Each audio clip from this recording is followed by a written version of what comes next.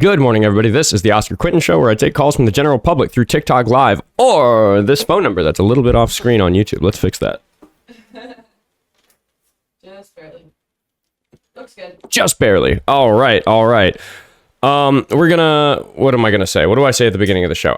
Yes, pin comment at the top of the YouTube comments. If you're watching this after the fact, you can find a timestamp that'll tell you when the first oppositional call starts, as well as more comprehensive timestamps about the entire episode in the description below. Got Jessie in the producer's chair today, here in Studio B. Hello, Jessie.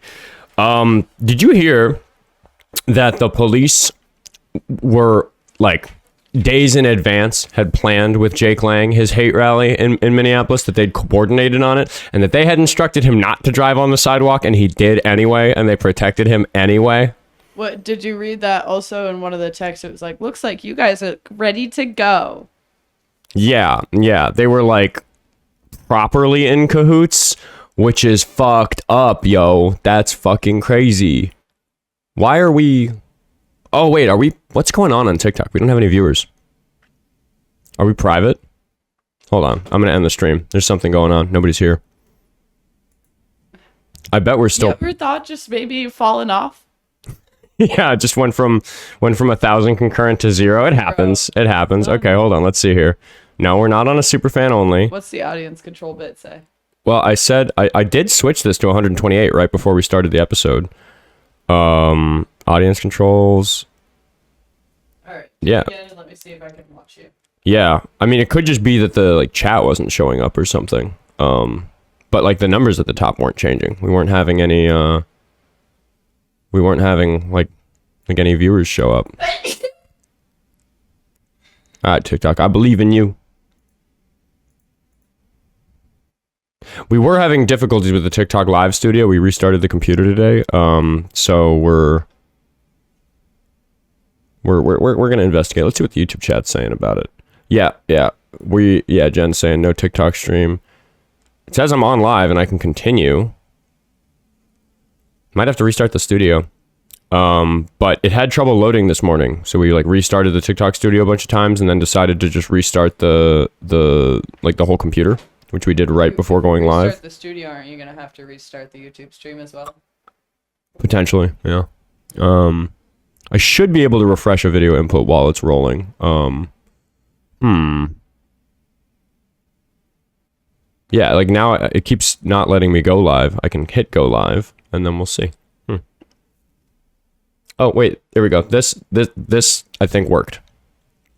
Let's see. Because the TikTok studio has been doing this thing where the chat punches out. Yeah. There we go. All right. Sorry for the delay, everybody.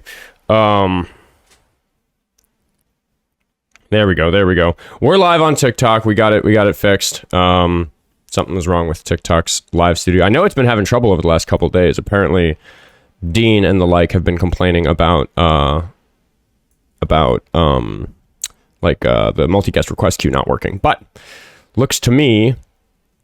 Oh, wait, I just got internal service error when I tried to... Here, you can take the controls, Jesse. You're trying to get things set up? We're fighting against technology today. Oh, yeah. Service internal error. Okay, but if we can't get the dang call-in line in... Hold on. Because then we still can't do YouTube calls, or, like, phone calls. Because the idea has been that if we needed to do the show on YouTube only, we could... And it'd be really easy to take calls, because we wouldn't need to do any of this runaround with the other accounts and stuff. Let's see. So we're just getting an error on when we try to here. Can you get back in the request queue? Let's see. For all the people bored by this on YouTube, we're just not able to add guests right now. So here's calling. The people here on YouTube this early aren't bored. Yeah. So I get an internal service error when I go to join somebody. But if I go to the invite page, I should be able to just invite one of those accounts. Because what's happening is after it says that, it still has me in your queue. Like I have to withdraw my request and try again. Okay. Here. Well, let's try it a different way. Leave the stream and come back. One of your followers requested to join. See what happens. Let's see if we... Yeah, I get the same thing. Service internal error. Okay. Here. Leave the stream and come back on the call-in account. Because if we can like invite that or somehow if there's some way that we can like get that in, I can try to manage it through my phone, like see if it'll let me See if it'll let me do it through my phone. Because if we can just get that one in, then we don't need to deal with it. We can just do phone line calls. Or we can just talk about Jake Lang all day. Because I like literally went out of the app and back in, and I was still in your queue. Oh, bizarre. Okay, wait. Switch to Oskar Quentin 2 then. Or Oskar Quentin 3. Because I don't want to damage Oskar Quentin 2. Switch to Oskar Quentin 3. So you're not in the queue. And we're going to skip the queue. And I'm going to invite you directly. And we're going to see if that works. Because if we can just get one account in on iPhone B, then we'll have a call in line. And we can just take phone number calls. Which one's 3? Oskar Quentin Music. Yeah, the name on it is Oskar Quentin 3. The actual username is Oskar Quentin Music, though. That. So let me know when you're in. Because if you're in and watching, so let's refresh this list. Let's see if it'll let Raven join. Yeah, same thing. Service internal error. We might have to restart the TikTok one then. Maybe. And it'll be interesting to see if OBS needs a restart. Then if we need to restart. Okay, wait. So call in line is actually showing up in the invite queue now. Are you watching from call in line on iPhone B? Which one? Yeah. Okay, so I'm just going to invite. Oh, I get an internal service error on the invites. Heaps of other lives have been working, but people are saying that it's not working for Santana either, so this isn't an us problem. Shit. Well, and the frustrating thing is that we have the call-in line figured out, but the whole point is that we still pass the call-in lines through a TikTok account. So we'd have to do some like on-air troubleshooting really quick. I mean, we can just get Google Voice open on the other thing, but I'd be wary of taking calls directly because the whole point is not taking calls directly through the PC that I'm on, so that TikTok doesn't think that it's coming from me. Do Q&A instead for a while, dude. I'm okay with that. I'm going live on my personal account and seeing if it. Yeah, why don't you do some research and stuff? But I'll just hang out with the chat for a little bit because the problem might just go away, like, in a little bit. But if we really aren't getting a show out of it today, we can just like properly restart, like shut everything down, like do a new live stream, or maybe today's a short show. I don't know. Is this a lefty censorship issue? I don't know. I was able to push a call through in 2 seconds on my own line. Interesting. But Santana would be using the stream software. Yeah, it could. The issue could be that like they pushed an update to the TikTok live streaming software, and that's bad. But it could also be something. It could also be something different than that. Like maybe it's which server you're going through. So maybe it's possible that if we reset the live, like if I just start and restart, stop it. I think that's worth a try. With only 88 people sitting on the edges of their seat about if we're going to be able to take calls again today. So if you're watching on TikTok, I'll be right back. We're just going to do a quick restart to see if that changes anything. But I can just hang out. We can do an impromptu like Q&A type stream. Let's see. All right, so there we're off. So we're going to go live.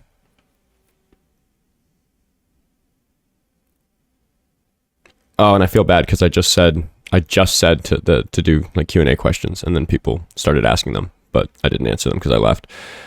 But we can just tell them to get their questions back in, because that'd be kind of nice. I do want to talk about Jake Lang. I do have other thoughts about that.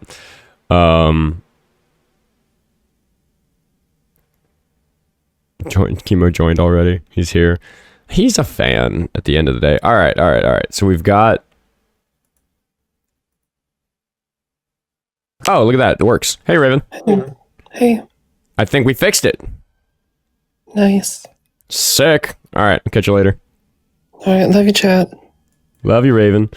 All right. I think that's fixed. We can just hopefully it'll stay fixed. So let's get a backup account. I don't care which, in first, and then the call-in line account, and then we can get the show on the road. What do I think meta setting says about social media platforms? Meta setting? Is there news from Meta? Are we talking about the company Meta, or are you just using the word Meta? All right. Oh, we already have some super chats to read. I shall do that while Jessie gets everybody in the request queue. or gets the accounts in the request queue. No. No? Yes? Poopy Bum said, good morning, Oscar, for $5. Thank you. And Sam sent $2 to say, Jakey clearly never saw Die Hard with a Vengeance. Dude, I cannot believe the cops coordinated with him. That's fucking bananas. I think if I wanted to throw a protest at City Hall and I didn't get a permit and I just like texted some like what, sent an email? Like, how do you even get in touch to be like, hey, can I fucking oh, here we go. Oh, Meta's got a big old settlement. For what? $17 billion. That's quite a lot. Crazy landslide in Nepal. I didn't hear about that. I didn't know they had landslides of that type in Nepal. Dog, don't say that. Nepal is like mountainous. Well, I know they're mountainous, but I mean, landslides aren't an issue everywhere that's mountainous. Are they? I suppose that would make sense. I don't know. Connor, banned. Oh, also, am I restarting for timestamps? Are you cutting all that out? I don't know if I was supposed to ban Connor. Don't say, you're not allowed to say that word in the chat. What?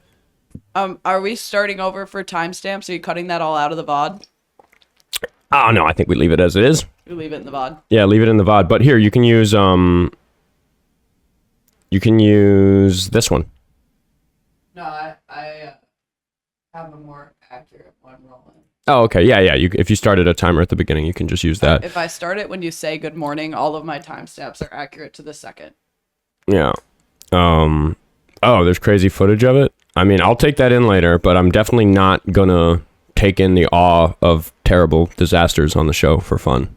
It's not my style. Because I bet the footage is spectacular, but I bet it's also fucking horrible.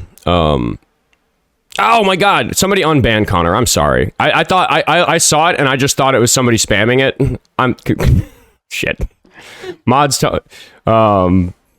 Riley, I'm sorry. I will get your other account unbanned. I forgive me. I'm sorry. We have somebody in the queue. Let's get the show on the road. This is why I'm not a mod. No, we don't have anybody in the queue. That's a friendly though, right? Yeah. No, it's still not a friendly. Still not supposed to bring them up. It's an alt account for somebody said AJ, I think. Oh yeah, AJ's just like. AJ called in after Saturday and like gave me my respect for taking all that mace, right? Like, yeah, which is like, I get there's a degree to which I did go there on Saturday with the intention of winning on vibes a little bit, where it's like, if you think that the Nazis are cool, if you think that they're tough, I think you might be wrong. So I just like, I did want to win on optics a little bit by taking some mace and just like, showing that I care more about what's going on than a little bit of pain on the face. But it's still sad that is what matters to so many people, where it's like, oh, Oskar Quentin like got maced and like was tough about it, therefore I'll take him seriously and listen to him. And to me, that's just like, ugh. But I guess I can at least try to win on vibes, if vibes are what are going to win some people over. The lawsuit centered around knowingly addictive aspects of their platforms. Yes, that I have been interested in, and I think it is a good step forward in terms of an issue that I have been talking about for a long time. This is Meta platforms, Facebook and Instagram, knowingly creating a platform that is addictive to its users in a way that I guess the courts have decided is problematic enough to charge them a settlement. No one unbanned you, and I've been watching you for weeks now. Dude, I'm sorry that I like was super hot on the button for that. Can you just put the actual username? Here, I'm gonna get a red post-it, which are the important ones. Just remind me what the actual username of that account is, and I'll just make sure that I get it unbanned by the end of the day. You might have to watch on this other account today. I don't know how to do it from what's in front of me, but I'm really sorry that I banned you. I was like, that word is evil. Ban. Call-in number is out of frame. Oh, it's so in frame on my screen. There we go. Maybe that's better, but now I got to lean away from the prompt.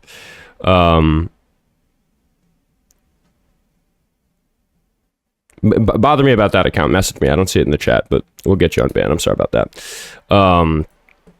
But yeah, I think that I've talked a lot about how the First Amendment is kind of broken in a way that it just maybe needs some addressing for the 21st century. It was I'm trying to find that username. I really do want to get that account unbanned. That was my bad. The First Amendment is like broken because it was written without consideration for the internet. Like the way that the town square works now is such that it's a very small group of people who get to exercise their First Amendment right over everybody else's speech. Because I don't have my First Amendment right on this show. TikTok, YouTube, and conceivably also OBS have some like they're private companies that offer me a service that I don't even pay for it. They take money from me that I make through it. I guess I pay OBS, I think. I don't know. It's just, to me, it's clear that the First Amendment as written doesn't make it easy for people to share their voice. Then we should just usurp the Constitution. I hate when you go down this road, Oskar, Valhalla, that, like, what do you mean? Like, do you think that the Constitution shouldn't be sometimes amended or updated? Because we do that every now and then when there's a great wrong. And I think it's touchy, right? I think it's you have to be really careful when you make these sort of adjustments. I just don't like the situation that we're in with free speech. And I think that the Constitution has created this system where the First Amendment right of a very small number of people, because of the way that technology works. Riley says, I lost a supporter. What's the username, dude? I'll get you unbanned. I'm trying. I'm sorry. I made a mistake. We have a call. Do you want me to push it through? Sure.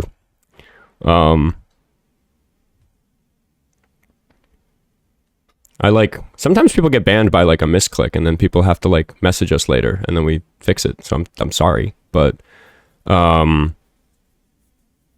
were the traitor to America, not Trump, but you. Get in the queue, dude. Like, literally, that's why there are amendments. There's a high bar to amend it. Yeah, I think that the fact that there is no straightforward way for people to have open. Can't hear caller. Something's up. Can't hear the caller? Yeah, caller's on. Is the account unmuted? I just sent the invite to unmute. Oh, that's probably it. Hello, you're on the Oskar Quentin show. Are you there? Oh, maybe they hung up. We'll have to get more dialed on the workflow. It is nice that there's no noise coming through the call. Oh, they didn't hang up. They are there. There's no way for us to tell us if they can hear me, but if I can't hear them. Do you have the right audio devices selected on that? Maybe we should always do a dry call right before. I can guess. I was just saying, yeah, I guess. Yeah, we can do a test call before. All right. Caller, we'll try to call you back. Sorry about that. Yeah. We can just leave it unmuted. There's no noise on the show right now. It's not an issue. Oh, see. So, okay, we heard the hang up noise, which means that the audio is being passed. Oh, you think it was on caller end? Yeah, if we heard the hang up noise, then that to me makes it seem like it's on the caller end. We're doing tech support today. Elusive Viper sent $5. What? I was saying, welcome to the tech support show. Yeah. Elisa Viper said $5 to say maybe social media should be banned from filling our feeds with unprompted content based on third-party data brokers, opt in or not opt out. Yeah, it's complicated, you know? Like if we had to sit down and write rules to maybe adjust, like to do an amendment that, like, I don't know. Let's see if it works. It's me, so it's okay if I answer that. Oh yeah, it's working. Yeah. Oh, it's fine. Cool. Okay. Cool. So I'm gonna. Here, you mute that line from your end so that you can unmute it from your end, so I don't have to send a request. But yeah, I think that the, like, I don't have a good answer for what we need to do about the First Amendment being broken by social media. I'm not sitting here pretending I have it all figured out, and I definitely recognize that the people who say that doing that is dangerous for free speech, obviously altering the First Amendment, or, you know, adding an amendment that like changes some of the rules of the First Amendment or clarifies some things. Obviously, there's a concern of that being written in a way that harms free speech for people. So I'm just saying I see a problem with the way free speech works in the country right now. And it's very specifically to do with large, powerful individuals or companies large, powerful entities, a small number of them having great control over the speech of the masses, everybody else. So I'm not trying to say that we should like if anything, I think that the sort of amendment I would do would loosen the reins of speech on most people, which would probably present some sorts of problems, but I don't know. I'd love to have an interesting conversation with people about it who are interested in solving the problem of social media just deciding what we're allowed to say. Because there are entire topics that we can't even really spend very much time on this show. Most of the time I can just, like, if a caller presents me a few topics, I can just pick one that's like not going to get us removed from TikTok. There's certain issues of election integrity, certain issues involving euthanasia, I think we're allowed to say, but when it refers to humans, there's a word for that like that whole anything to do with that, whether we're talking about like evil history to do with like early medical practices or like more progressive things like letting people choose when their life should end, like that sort of like can't talk about any of that really on the show. Gotta really see Val, how this is why I think you're banned, because you're saying so Oskar wants First Amendment auditors to be jailed. Where the fuck did you get that? I like First Amendment auditors. That's good. I like people pushing the boundaries of institutions that are supposed to respect the First Amendment and getting them in trouble when they fail that test. That's not what's at issue here. What's at issue here is that there's a very small number of companies that basically control the town square that we all use. Because in 2026, TikTok is a better analog for the United States as town square. YouTube, Instagram, Facebook, all these platforms are better like analogs for the town square than an actual town square preaching from the street corner on top of a soapbox. And because it's private companies that control the rules of discourse in those spaces, it just makes it so that there's no place where somebody can go and have their voice heard by lots of people that isn't controlled by somebody else. Like that's just an issue, I think. I like First Amendment auditors. You're just trying to make my concern for something that makes it bad. Like, you get censored on TikTok. So why don't we say that about every private company? That's why doing that is a slippery slope. Yeah, that's the concern, but like the idea of saying that that's necessarily the slippery slope is just like, that's the problem. That's why this is tricky. That's why, but I'll ask this question. I don't usually like have conversations with the chat, but this person's banned for a reason that I trust. Jesse's a good one. Valhalla guy. Yes or no? Do you see that it's a problem that these major companies control everybody's speech? Yes or no? Just like, let me know. Evil Twin saw me in a video from the riot against that D-bag. Well, I think that he's the one who started a riot. But yeah, I was there. I'm in a lot of the footage. Gaius J. Caesar. Is that an oppositional caller? I recognize the username. I feel like they called in. Yes, sir, oppositional? Let me read my show notes from yesterday. Okay. Oh, that's right. We have those on deck. Yesterday. 2 days ago, they called in. And if you're gonna yap into the mic, Jessie. 2 days they called in, and I don't have a note, but I do have that they were on for less than 10 minutes. All right. Will says they're an op. We'll say hello. They are an op. If they connect.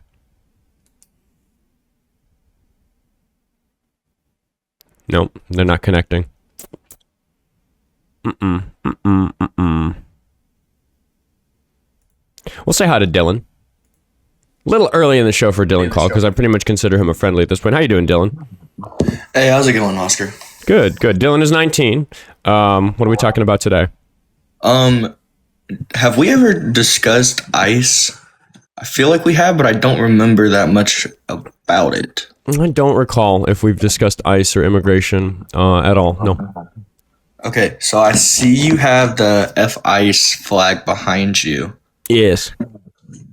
I wanted to ask you why you have that and why you say fuck ICE. I always divide the immigration issue into two separate issues. I really don't like the policies that Trump is pushing for. Like, I don't like our rules about immigration. The idea of just deporting all 12 million of these people who have some type of not properly legal status. That to me is just a fucking terrible solution. But that concern about what our federal government wants for these people doesn't get me to fuck ICE. Because separately from all of that, I really think that the mechanisms through which those policies are being enforced are, in addition to being just unreasonable, unsafe, immoral, they're also obviously illegal and unconstitutional in a lot of cases. So fuck them for that, basically. I could imagine a world where I was really mad at Trump's administration for their immigration policies, but I wasn't seeing practices from ICE agents that I considered a problem. I probably wouldn't be chanting fuck ICE in that case. I'd probably be saying, fuck Trump's immigration policies, fuck Trump. So fuck Trump kind of goes without saying for me, but fuck ICE comes as a result of the procedures they've been using to enforce his will. Okay, so I'll give you my standpoint on it. I want to see if we agree with this standpoint. Sure.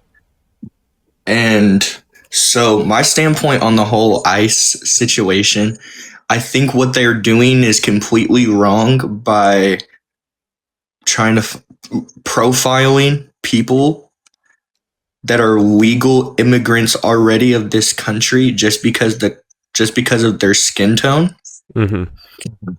And I like the idea of them getting somebody who is a real threat to the community and to the United States out of the country. I just don't like the way they go around profiling people, taking innocent mothers away from their children or taking children away from their families and all of that situation. Is that kind of the same stance that you have on it? Something different? You're listing some of the things that are among the reasons I say fuck ICE. There's some specific other stuff that's like a little bigger than that, and as somebody who lives in Minneapolis, some stuff I have personal experience with these larger enforcement actions, which a lot of places in the country haven't seen exactly, because it's not everywhere that they've had this sort of shock and awe approach that they had during December, January, February, and March in Minneapolis. But yeah, we're kind of on the same page here. In my perfect world, there's something like ICE, whether it is a specific organization designed to enforce immigration policies or just some other, like if that responsibility is given to some other federal law enforcement agency. I'm not opposed to the idea of there being men with guns whose job it is to enforce immigration policies. That's not like, I'm not like saying fuck that idea in the first place. I'm saying specifically this organization, and I'll go the extra step of saying every single person who works there, because they're doing such problematic, horrible things that anybody who works for ICE, even if you're just sweeping the floors, I think you don't get a pass for only sweeping the floors if you're sweeping the floors for the Nazis in the 1930s. So to that point, if we were to replace ICE with something that I would consider okay, I don't want anybody who is currently working as an ICE agent or working at ICE to be in the new system. We need to get rid of these traitors to our country, is what I consider them to be, and start enforcing more sensible laws in a more sensible way. Okay, yeah, I think. Sorry, I got a call. I don't know if you can still hear me or not. I can hear you. You're good. Okay, I agree. I don't know. It's just something that, it's like you said, I feel like I'm okay with people doing how the job is supposed to be done. But at the same time, I agree that we should just, the people that are working for ICE now shouldn't be in the perfect world that you explained to me, where they shouldn't be having that job that they have technically now, I guess, is what I'm trying to say. Sorry. What about people who currently have the job? I didn't quite follow. I think that they shouldn't have the job that they have now. Mm-hmm. Like you said, in your perfect world, you believe that we should have people who do their job right. Mm-hmm. What you were basically trying to say, from what I understood, is that correct? It's that if somebody said, here's the new immigration enforcement policy system, like these are the rules, and I said, great, those are good rules, and they said, okay, here are the people who are going to enforce it, either a new organization with just a different name for branding purposes. Like, there's nothing wrong with the name Immigration and Customs Enforcement. It's just people are going to say fuck ICE for the rest of the time, so we need to like rebrand it. And whether that's like its own organization or potentially a department at some other agency, like however they want to handle it, what I would do is I would look at it and I'd say, if anybody who's working there worked at ICE, get them the fuck out of here, because I don't want that's any. What I was trying to say. Yeah, that's my position. Because if you work at ICE, here are my instructions to you: quit your fucking job. Right. You don't like if the company you were working at, and maybe you did something boring. Maybe you just walked. Maybe you're the janitor. You go to every office room and you replace the bag in the garbage bag at the end of the day, and you sweep the floors and vacuum the carpets overnight. Like that's your job. But the company that you're working at is doing the sort of thing that ICE is doing. I would say no. You're complicit in that. You need to make the personal sacrifice of sacrificing your paycheck and your financial security to not be a part of this. And anybody who failed that ethical test, I don't want working at the government at all. But never mind. Also working on immigration. Right. Okay. So yeah, we technically pretty much have the same stance on the ICE situation. I think that's pretty much it that I wanted to discuss today. I don't think I had anything else that much. So I'm gonna jump off here. Hope you guys have a great rest of your show and keep doing what you do, man. It's amazing. Appreciate you, Dylan. Yes, sir. Appreciate you, bro. W's in the chat for Dylan. Dylan with a Y for those on YouTube who maybe didn't see it. No, you guys can see it on the screen. Dylan started a little bit oppositional, but he mostly just calls in to like get my thoughts on certain things, and he's pretty open minded. He's trying to learn about this stuff, and the more I see him learn about this stuff, the less. The less I really have to talk to him about it. He seems to be coming to a pretty reasonable position, just ethically, and that's good to see from a young person. We have a caller. Let's do it. Let's see if the call-in line is going to become a less disruptive part of the show as we get better at dealing with it. I'm thinking I let it ring, and after it goes on for a few seconds, then I'm going to unmute the TikTok account caller if you're there. That way we know we're not grabbing a voicemail. Should be live on the air now. Hello, how old are you? Hello, can you hear me? I can hear you well. Welcome to the Oskar Quentin Show. How old are you? 44. 44. Are you a Trump supporter? I'm not a Trump supporter, but I'm curious if you talked about this on the show in the past about the Clarity Act. Because it seems that Trump is pushing for this. Yeah. This digital asset Can I get a name, classifying. please? Oh, yeah. And what's your name, by Jordan. the way? Jordan. Sorry, we're new at taking calls through the phone number, so we're still kind of working out our procedures on it. Yeah. Clarity Act is on hold, but the SEC is picking up the slack. I might, this might be a quick call because this is something it looks like I have to research. I remember the Clarity Act when it was getting pushed through, but I don't have any expertise for you right now today. All right. Yeah. Appreciate it if you can discuss it in future shows. That'd be awesome. Thank you. Yeah. I'll open a tab in my little research window, so I'll get up to speed on that. Thanks for the call. I'll also make a note that we need to look Thank into you. it after the show today. Appreciate you, Jordan. Thank you. Bye. We're getting smoother at taking the calls. It's working. Right, let's see if we've got anybody in the request queue. Nobody. You say we're getting smoother at taking calls, but I just want the audience to picture me over here with 3 laptops, 2 pairs of headphones, and like a lot of sweat. Oh, don't forget how many cell phones are over there. 3. Okay, if we're not gonna lie to the audience, it is 3 iPhones, a laptop, the same computer that I'm using, 2 pairs of headphones, and a bump on a bog and a log at the bottom of the sea. all right. Gaius J Caesar's back. Because that's right. I connected them earlier, and it didn't connect. Which, oh yeah, there's also a physical notebook. We do some stuff. There's no other way in my area for me to take notes. It has to be a physical medium, obviously. All right, that's the Hello? There we go. Now you're connected. How old are you? I'm 21. Do you support Trump? Yeah. Why? Immigrationers coming into this country and fucking around, man. That's why I support him. I just like detect on your tone that you're just like unserious. You don't actually care about this. I'm pretty serious about this stuff. I don't think you are, dude. I don't think you give a shit. I don't think there's anything that's ever happened in your life that has suggested to you that illegal immigrants are a problem. I think you just think it's fun to be on this side of the issue. I saw some stealing hubcaps. Yeah, dude. I think that's bullshit. We stopped using hubcaps before you were born. No. Like the plastic hubcaps off a Toyota. Like, what the fuck are you talking about, dude? Cars that I see being driven that before I was born. Are you kidding me? I'm just gonna ban this guy. Yeah, that's how it works. I'm tired of it. Hold on. Get your shit together. What year do we stop using hubcaps? I don't know. I'm not a historian, right? Not a historian. I personally haven't seen a hubcap driving around in a while. I'm really trying to find the validity of your claim here.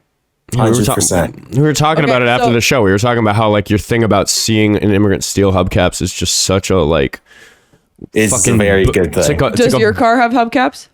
Yeah. Were they stealing your hubcaps? No, they weren't. Then that still didn't affect you. So tell me another way that an immigrant has affected your life negatively. Okay. Wait. I'll actually like put real thought into it. Go ahead. I don't believe There's this guy in my high school, and he was like trying to put us all onto Accutane.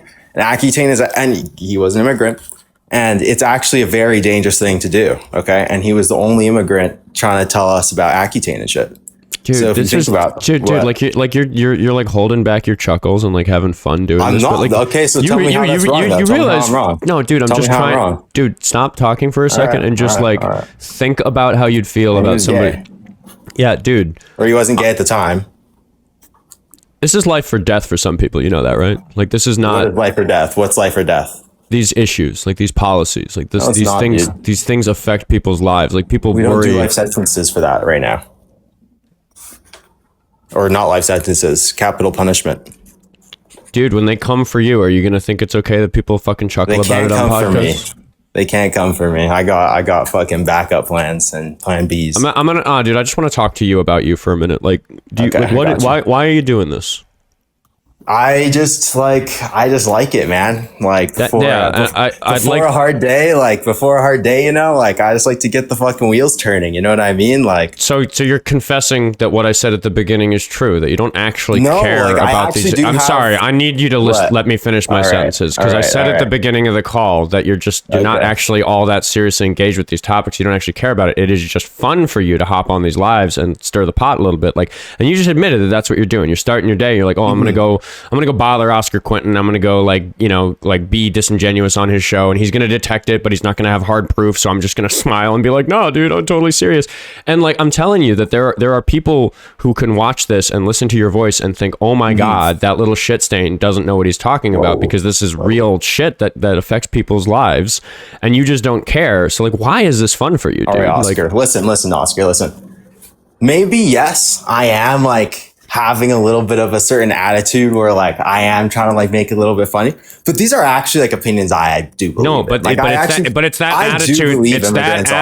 It's that attitude that demonstrates to me that you're never going to put any of the sort of care and consideration that you'd need to into any of these arguments. No, you're not interested in learning. You're talking over me still, and you're just not really interested in learning if any of the things that you think about immigrants are reasonable or not. You don't care. Do you really care and value that your opinions about immigrants be accurate and truthful? Yes, 100%. I wouldn't say this stuff if it wasn't. Like, I wouldn't lie about stuff, right? And like, I wouldn't say they're bad or when they're not actually bad. You know what I mean? Yeah, but I think that's what you're doing, and I just don't think you care. Like, I think you're just doing this for fun. That's like your opinion. Like, I just said that you can just say that that's my opinion, but I'm accusing you of that, and I just don't think you're doing a good job of demonstrating. Wait. You think I believe immigrants are good, and I'm saying they're bad because I'm just trying to be funny. I don't think you actually give any kind of shit whether or not illegal immigrants are good or bad for the economy, or if they commit more or less crime. I think that you just enjoy the bullying culture of people who think that. I think that right now, like with how they're moving in, if it lasts like 10 years, 15 years, yeah, they could do damage. Right now, like, are they doing that much damage? No. Okay. But like, come on, man. Like, this shit is kind of ridiculous. Like, with everyone getting wound up with like all this ICE nonsense, and like, it's just a couple like people, man. It's just like a couple like 1,000 people. Like, there are way bigger issues that affect way more people, that give way more suffering every day. And you just want to talk about, you're actually kind of in my boat as well. Like, you're just talking about this stuff because it's interesting to talk about, and you're getting entertainment from it. Yes, you are. You're getting, because dude, you could talk about big pharma, which is hurting way more people than fucking ICE. ICE does what? And maybe we could talk about some serious policy positions that would really address issues like big pharma or the big evil corporations we were talking about controlling people's speech at the beginning of the organization, or at the beginning of the call, or beginning of the show today. But instead, I talk to assholes like you who think it's fun to clown on. Okay. I need you to stop stepping on every single thing that I say, because I was going to say the reason you're an asshole, because you're like, instead of talking about any of those important things with me, I deal with assholes like you who just want to call in and get a fucking chuckle before you go into work because of people suffering. There's people suffering in this country, and people are upset about that. I'm upset about that. And you think, oh, wow, it's so easy to get a rise out of somebody because they're so upset about these horrible humanitarian crises that are happening, that I'll just do that and get my fucking rocks off before I go into work. Not to scale. You're demonstrating with every fucking word you say that all these accusations I'm levying against you are perfectly accurate. Like, it's fucked up, dude. Like, I worry about the type of person you're going to be when you grow up, man. No, you don't. Because actually, I think you're actually a little bit caught up with like all this, like, and this is a true fact. Like, I'm actually not trying to be like, whatever. Like, you're a little bit caught up. You're a little bit lost in the sauce and like the news and politics a little bit. Like, you think this is like a huge humanitarian crisis. No, dude, like a couple people got fucking shot. If Trump succeeds at deporting 12 million people, it will be a humanitarian crisis. Do you disagree with that? I've lived in some pretty shitty places for like 3 months. Yes or no? Yes or no? I'm sorry. I'm not interested in handily winning a game of the oppression Olympics against you. I'm not that bad. I'm interested in the answer to your question. Do you recognize that there will be a humanitarian crisis if Trump succeeds at deporting 12 million people? He deports them to fucking like a war-torn country, yeah, but they're not going there. They're going. There will back be to a their humanitarian crisis here if he succeeds at that. No, it would be. I genuinely think it's completely fine, dude. If they're not here, if they're not supposed to be here, who's gonna replace them? Who will replace them? Fine. Who will replace them in the agriculture industry? The more than half of the laborers in the agriculture industry are not properly documented. Listen, man. It'll cause leaks and economic pressure. Will replace them. Robots, technology, and better and more efficient people. Why do you think that robots are going to save us from evil companies, dude? That's ridiculous. Because for what? Oh, I just don't understand why you think that we're just going to you think Jeffrey Bezos is just going to donate a fleet of robots to all the companies that run the agricultural industry? You just see what this guy's he's hiring like BYD to make some fucking bullshit in his like warehouses and shit. Okay. Like, dude, yeah, they are actively acquiring fucking robotics and AI to. Why Jeffrey Bezos is probably the worst fucking thing to like bring up, to be honest. Do you really think it's a serious position to say that we're so close with robotics that we'll have robots capable of replacing farm laborers fast enough to replace the 12, but more efficient people, yeah. And with AI, yeah, 100%. Dude, and honestly, not niche agriculture. Slow down, dude. What? Yes or no? In the chat, just let me know with a yes or a no. Is the caller capable of engaging in a conversation politely? Or is he stepping on my fucking toes too much? Just give me a yes if he's capable of having... This is running away, right? This is just running. No, it's just farming a little engagement. But the problem is you're not engaging with any of the things that I'm saying. And I said yes. I said yes. You're still doing it. You're doing it as I speak. You're just stepping on my toes with everything. Okay, so what has convinced you that AI and robotics are going to save us from the humanitarian crisis that would be caused if we managed to deport all 12 million illegal immigrants? You're saying the humanitarian crisis will be in America due to the hole that they're going to leave. 12 million people. Among other issues, that's one specific thing. Is the agricultural industry is really going to suffer, and that's going to. I worry about food instability. My issue is that there's a lot of Trump supporters where. There's a lot of Trump supporters where if you gave them a switch to throw and said if we could just teleport every illegal immigrant back to the country they came from, they would want to push that button because they'd be like, perfect, that's going to accomplish what we want. But they don't realize how disruptive to society that would be, and they don't realize how disruptive it would be in reality if we did it instead of using magic. If we used law enforcement to do it. If we used law enforcement to do it instead of magic, we can look at something like Operation Metro Surge in Minnesota, which cost our local economy $600 million in lost businesses while people had to lock their doors and employees stayed home and businesses had to shorten their hours. We still haven't quite recovered from that change in commerce that we've had because people are fucking afraid to walk down the street when the federal agents can grab you and detain you because of your skin color. So if we extrapolate that across how many illegal immigrants there are, any version of success for Trump's administration is a version where everybody in the country has to live the way we lived during Metro Surge in Minneapolis, which would be a humanitarian crisis. Again, you're just not taking that seriously. No, And I'll that's take it fucked up, seriously. dude. You're actually not taking it seriously with this red button analogy because no, you wouldn't be able to just because there is no red button. First of all, second of all, it's not like that. Like we understand and everyone knows that it's going to be a slower process. Okay, and companies will be able to answer what I said about how it goes in real life then, because they tried in Minneapolis and it was horrible. They didn't deport very many people. They didn't catch very many dangerous criminals. They shot 2 citizens in broad daylight in front of cameras and aren't investigating it. Let's not make it seem a little bit like they were actively being, disturbances to the peace. So you should be shot 10 times if you're a disturbance to the peace? Should Jake Lang have been shot 10 times on Saturday? He was being a disturbance to the peace. I'm not saying you should be, but I'm saying that if you act in a certain way in certain environments at certain times, yeah, you're probably going to get you to the back. Like that's just how it is. So you don't believe in basic rights at all. You think the government should be able to shoot you for acting shot, but yeah, I understand why they do. For acting up, people can get shot apparently. I'm not saying they should. Again, I'm saying that given you're their okay actions, with it though. You're okay with it their though. actions, and then you're okay though. It is what it is. Like they made their bed, so to speak, right? No, dude. I think that. Do you think that if the government does something as upsetting to you as Metro Surge was to me and Alex Preddy and Renee Good, do you think that you going outside and being upset about it is enough for you to get shot in the face or in the back 10 times? 10 times. That would be like a little bit crazy. But they shot him 10 times.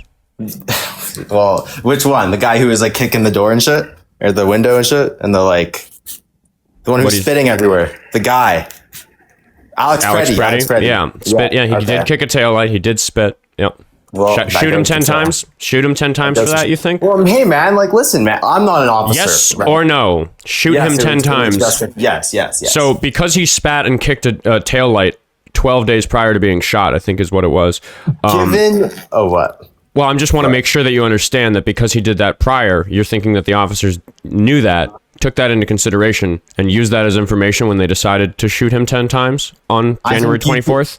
I think you could use those actions and you could you could extrapolate that and say, the court systems. Is this guy capable of having a normal conversation? Yes or no in the chat. The courts have a word for what we're describing, where they use that prior information to decide to do the sort of thing that they did. You know what they call it? What? Premeditated murder. Okay, no, it's not actually.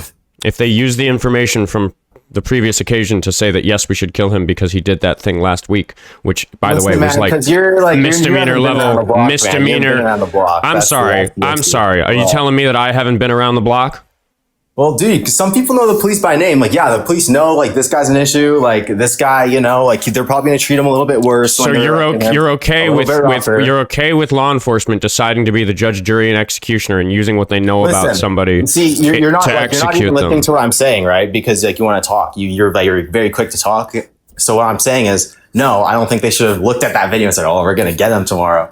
I'm saying that you could extrapolate his actions there and say, okay, if he's acting this way now, I don't think it's entirely crazy to say he was doing similar things when he got, lit up.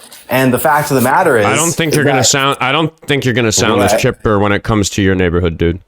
Okay, yeah, but you're just trying to derail, right? So I'm levying the same accusation that this is for you. This isn't real life for you. You don't think that this is important. You don't care that Alex Preddy got shot 10 times for doing fucking nothing. Like, that's not important to you. But if it was your friend down the block, you'd be singing a different tune. I don't think I don't think it's important to you either, really. Why do you think that? Because I don't think I don't think you experienced emotions consistent with losing a neighbor or a close friend when Alex Preddy got shot. I think I'm not going to pretend I knew the guy. I wasn't his friend. Online and talk shit to people who you disagree with politically. Okay, you don't actually give a fuck about Alex Preddy. I don't either. Okay, and that's fine because we don't know him. Okay, I'm glad you admit that you don't. I'm glad that you don't care about him. But I don't think it's fair for you to tell me that I don't care about him. I know you don't care about him. You physically can't. You literally can't. I literally can't? What do you mean? You can't. Not to the same degree if you saw a neighbor you talk to every day get like I can imagine bam, somebody. bam, I can bam. yes, it would hurt more if I knew him better. I didn't know him at all. No, I don't think. No, listen, buddy. How many times in a row would I have to get maced and still Dude, for keep example, up? Let me what? shut your fucking mouth and let me ask you a question. How many times? I am mad at you. You're being a fucking despicable monster. And before I ban you, I want to ask you a question. How many times in a row would I have to get maced and keep yelling about this shit for you to take me seriously? I saw someone get maced in front of my school. How many times in a row would I have to get maced and keep fighting for you to think I'm serious?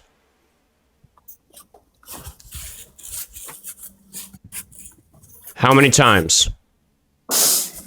Never. I don't think you're truly serious about this to the point you die for it. I think the second someone takes out a lethal solution to you, you're done. You're done with this. No. You're moving the goalposts of my own question. No, how many times in a row? How many times? Yeah, I've said that one of the reasons I'm so comfortable getting maced so many times is because it isn't lethal. So you don't think that the fact that they do carry lethal force, you don't think it's relevant the fact that the goons that Jake Lang hired on Saturday were carrying fucking pistols, and that if I tried anything against them, they probably would have used them against me? The fact that I face up and get into physical conflicts with people who are actively macing me and wielding lethal force, you don't think that demonstrates to you that I'm serious?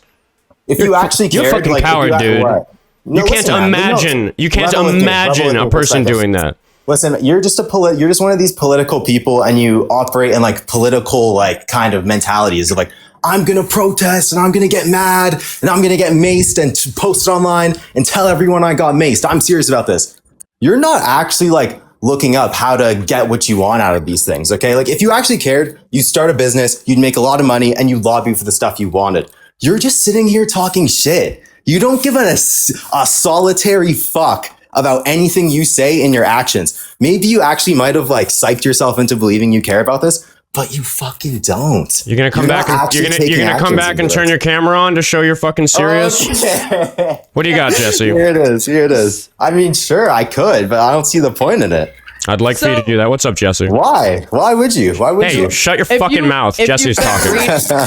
If you've been reading the chat, they're actually like in agreement with me. You have revealed that you are incapable of feeling empathy.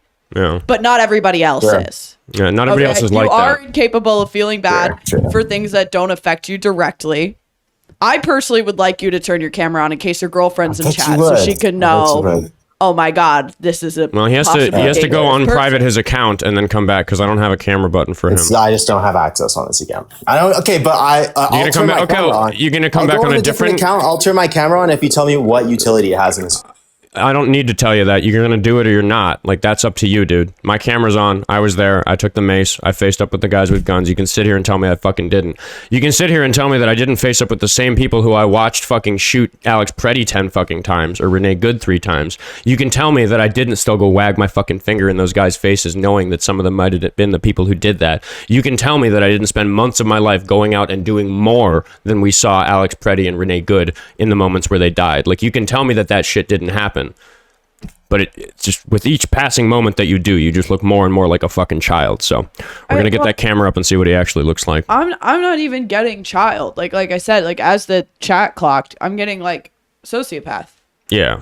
And I'm not trying to like armchair psychology this. Like, don't get me wrong. I mean, we do to a degree on this show. I'm saying that he physically laughed and said, "No, you're not capable of feeling empathy for these things." And somebody who is completely like believing it is impossible for you to feel empathy in this situation.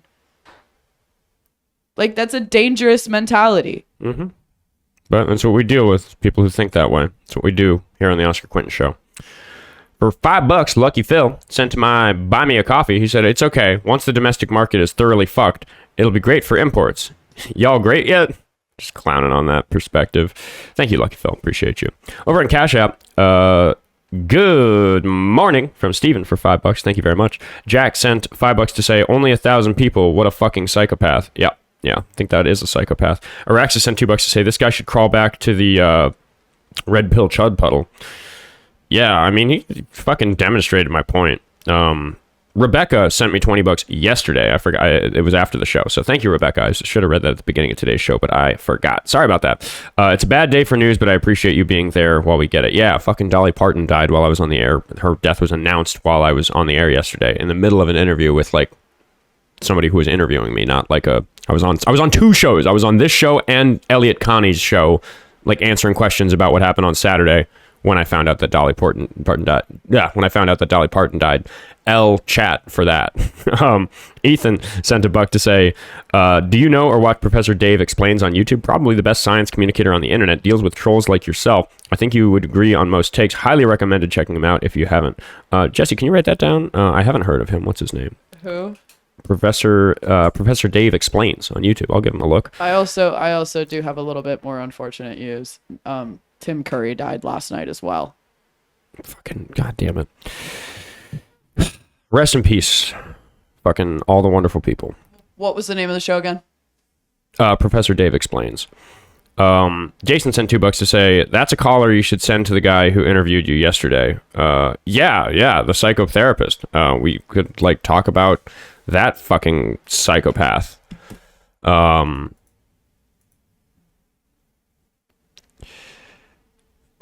Nothing new on YouTube Super Chat. All right, do we have any missed calls on the call line? We do, and I also just want to pull the chat because when I did Google this, the Mandela effect thing did come up. I don't believe in the Mandela effect, but did anybody else think that Tim Curry died like 2 years ago? I feel like I'm going insane. Like it is a tragedy, but I genuinely thought this had already happened. No, I knew. Yeah, people are saying yeah. Okay. Yeah, no, it is a tragedy, and I'm very sad. He was a queer icon, and I really appreciate the work that he did. And I also like horror, so I'm a big fan of his. Yeah, I was going to say, this is Rocky Horror and It, right? And It. The original It? Yeah. He was the bad guy in Home Alone 2, my favorite of the installments. He appeared in the same movie as another person we don't like. Tim Curry was a freaking icon. Yeah, chat saying that there was a hoax that he died a couple years ago. So maybe it's not Mandela effect. Maybe you just never got the straight up. And Clue's a good.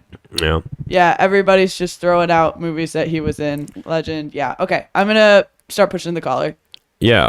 Well, I got a couple more donations quick because Lucky Phil sent $2 to say Red Pill Chud Puddle is my Puddle of Mud cover band. Thank you for that. And then over on YouTube Super Chat, Little Sal Pal sent $5 to say, good news, the city of Chicago started an investigative unit to look into crimes committed by federal officers, starting with Marmer Martinez.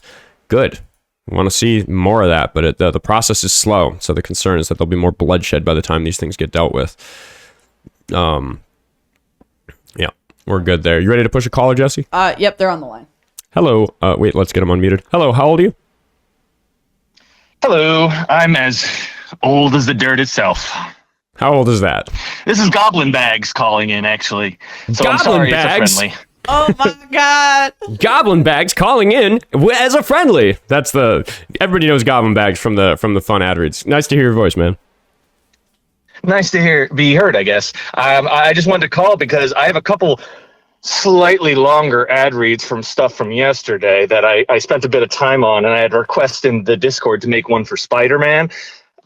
Is it okay if I do a quick read and then get out of here? Let's hear it. All right.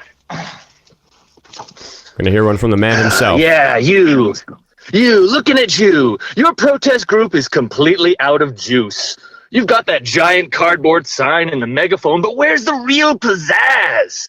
You need to rent Minneapolis-style Spider-Man. He's not swinging through Manhattan anymore, man. Inflation hit the web budget hard. Now he's spending his weekends in a beautiful gray downtown mini Big Apple, leaping onto flatbeds of moving pickup trucks just to toss knuckles with far-right internet chuds. It's a total scene, man. He's out there brawling like a $20 nylon suit while a crowd of totally bewildered MAGAs regret eating so many raw hot dogs for breakfast. Far out. That's right, Oscar. For the low price of a green stuff cartridge and some bus fare, our non-powered hero will make your next demonstration almost 75% more memeable. It's a total scene. So don't let your counter-protest be a drag, man. Hire Mini-App Spider-Man today, and you too can discuss the legality of his actions for weeks. Back to you, Oscar. Appreciate you, Goblin Bags. W Goblin Bags in the chat. And I will say, Spider-Man definitely made Saturday well more than 75% more memeable. Trump mixes it up all the time. You can't reduce something by more than 100%. So when he says the prices are going to go down 1,600%, he tripping. But memeability can go up by more than 100%. And I would say that Spider-Man probably quadrupled the memeability of Saturday, because it was kind of just fucked up and sad until Spider-Man showed up. Then it was pretty cool. Agreed. Can I do one last one and then actually skedaddle? Yeah, one more. Yeah, all right, one last one. Okay. Are you a right-winger? Ignore that noise. Are you a right-winger and mad everybody keeps mocking you for being stupid? Are you sick of people not taking you seriously because you don't know how politics work? Ugh. Did you regularly try to scroll on a piece of paper? Well, the geniuses at Mensa have cooked up the perfect group for you. Densa, the Ignorance is Bliss Coalition. We are your low IQ society for the rest of us. At Densa, we proudly celebrate the bottom 2% of human cognitive function. Why waste valuable brain goo on economics or object permanence when you can just vibe? Our membership benefits are unmatched, and there's half-price Papa John's pizza on weekdays. Join today and receive a complimentary pair of Velcro shoes, because laces are probably a gay conspiracy. Enjoy our monthly newsletter, which is a single page of connect the dots that we mostly fill out for you. Densa! We meet every Thursday in the parking lot behind the Piggly Wiggly. Bring aside the object. Wait, what's today? Is Tuesday after Thursday? Whatever. Just show up when the sun goes down. Densa. Eddie hangs up at the end. Fucking W Goblin Bags. Fucking sick. Densa. I've got a real Densa member over here.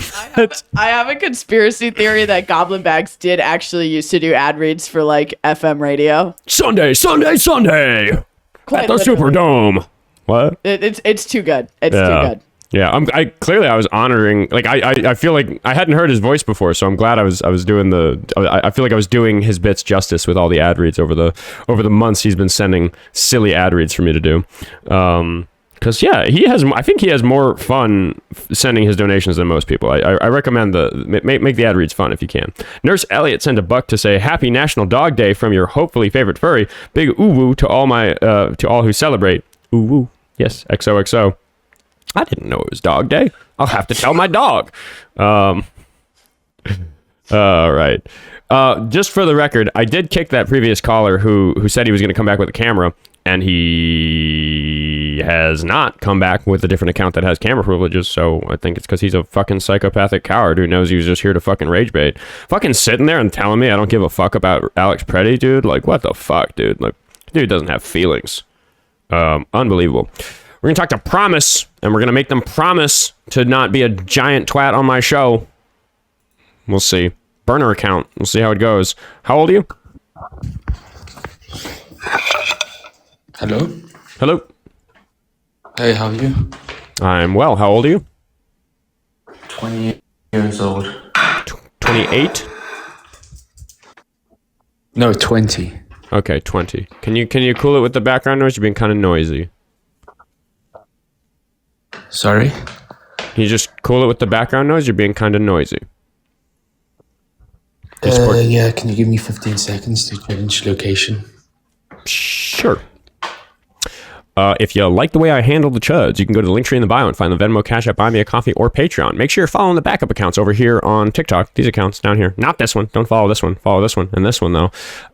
Those are call-in line is how we pass through phone number callers without getting banned by TikTok for them saying stuff through my account. So make sure you're following there. Make sure you're following on YouTube, Instagram, Facebook, Threads, wherever. I don't know. I'm in a bunch of places. Or, Venmo, Cash App, Buy Me a Coffee, or Patreon to send me money if you like that the show has a budget these days. I'm going to send Promise the invite to unmute, and we'll see if he's in a quieter place. If he's still listening. Hello? Hello. Do you support Trump? Yeah, is the background better, by the way? Yeah, sounds much better. Why do you support Trump? Probably for economic reasons. The economy is doing very... I said if you need me to elaborate. Yeah, please do, because the economy is doing very poorly under Trump. Okay, well, 3 main points. Number one, the 2017 tax cuts obviously worked wonders for me and you. Secondly, I'm sorry. I'm not going to let you just assume that the 2017 tax cuts did well for you and me. You don't know me. Why? What are you talking about? Okay, please let me finish. Secondly, okay, you know what? I'm happy to say the 2017's tax cuts is a controversial one. I'll give you two stronger points. Unemployment's decrease and stayed low. Thirdly, the Fortnite Battle Pass decreased under his leadership, which is massive because for many gamers like myself, we've had to spend less on Fortnite Battle Pass. Do you expect me to take you fucking seriously, dude? Like, why are you doing this? Like, what's wrong with you? Like, how do you fucking sleep at night, like, thinking this shit's a joke? Well, I mean, I wouldn't say that.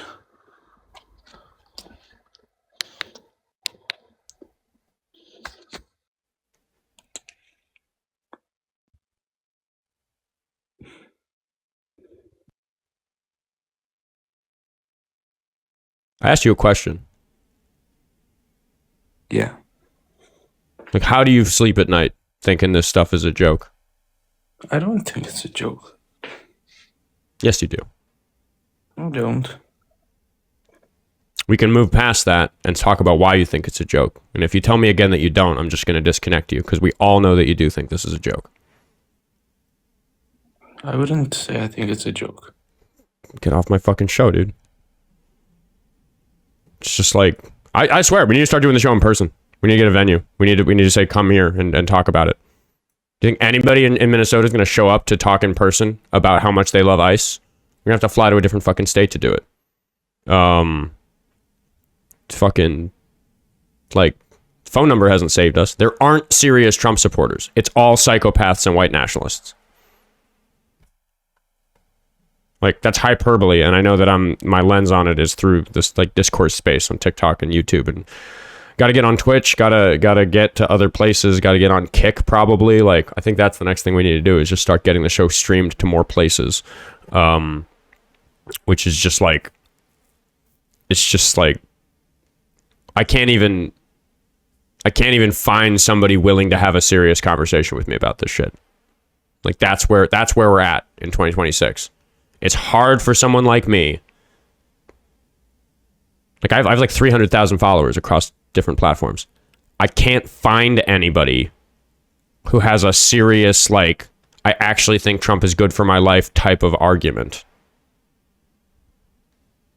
Like, I know we get good calls. Like, we have good moments on the show. It's just, I'm getting really tired of, like, fucking shit talking for a living, because that's all it is, right? Like, I can, when I talk to somebody like that, it's just like, just gonna, like, show them that I'm slightly better at shit talking than they are and make them uncomfortable, and then they're gonna run. And, like, you know, the chat's being very encouraging. I'm just saying that it is sad for me that I can sit here for fucking 4 hours begging people who believe that Trump is a good president. Thank you, Emily, for the galaxies. Begging people who believe that Trump is a good president to tell me why.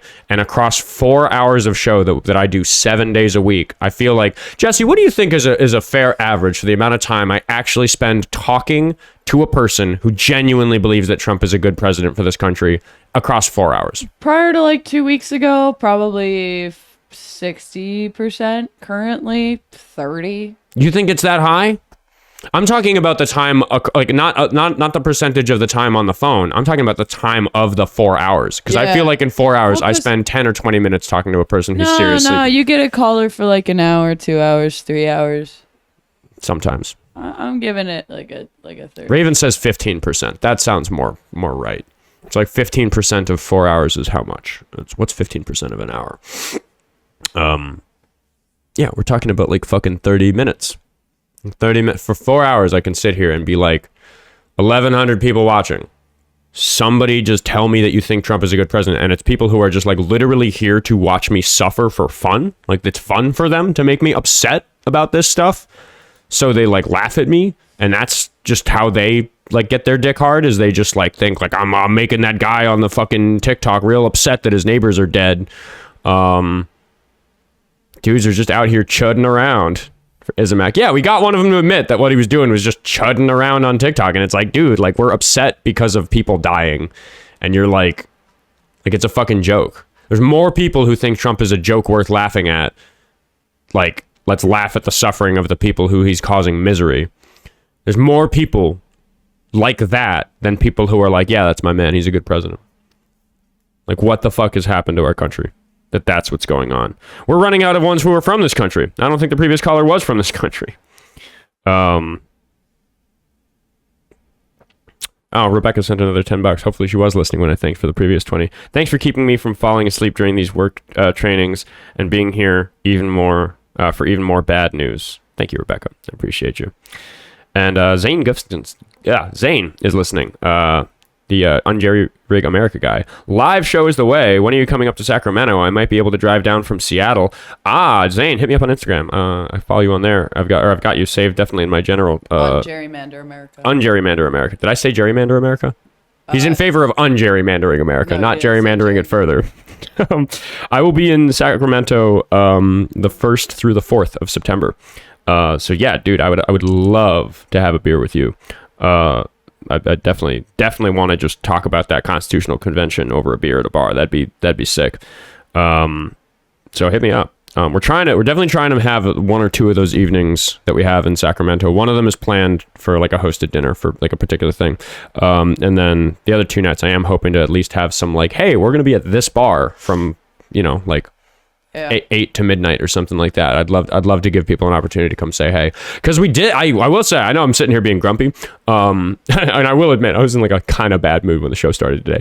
But fucking meeting fans is cool. Meeting viewers, like I was saying on Saturday, it would be nice if Jake Lang didn't show up, because if he doesn't, it'd be such a nice day. We got some of the fans out, got all the regulars in the protest community here turning out. Like, it would have been quite a party if we just got to like hang out all day. I've got something to say that, but first I want to say Metalizer had a comment that said in regards to wanting to rename Lake Ontario as Lake America, they counter with renaming Lake Michigan to Lake of Our Moose, spelled like Our Moose.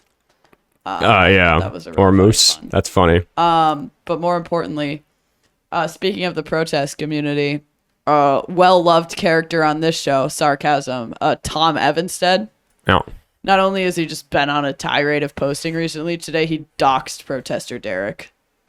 Just straight up posted his address online. Yo, what the fuck, dude? Yeah.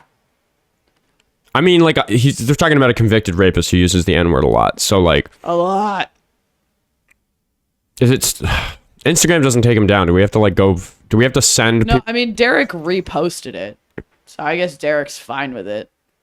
Don't get me started. Derek doesn't always make the best decisions on that sort of thing. I was gonna say, if we need to like send the Discord to go report a post or something to get it taken down, we can. No, Derek screenshotted it and reposted it, so you'd have to do it for 2 separate posts. It's just not a fight we should start. But well, I have Derek's number. I could call him and tell him to take it down if I need to. We'll talk to him after the show. I've called him and said, hey dude, take that post down a couple of times. He usually listens to me. Luckyville sent $2 on Buy Me a Coffee to say, yeah, thanks for keeping me from falling asleep at 2 a.m. Asshole. Love you, Lucky Phil. Appreciate you. Mama Avery liked one of my posts at like 4 a.m. this morning. I was like, dog, what are you doing up?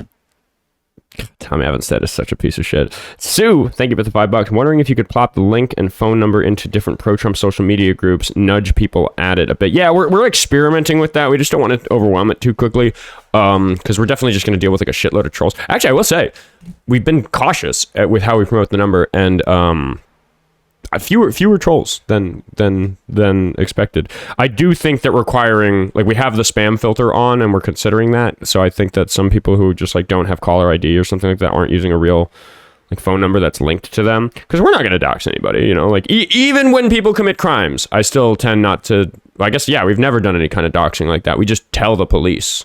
Like, we've done that a bunch of times.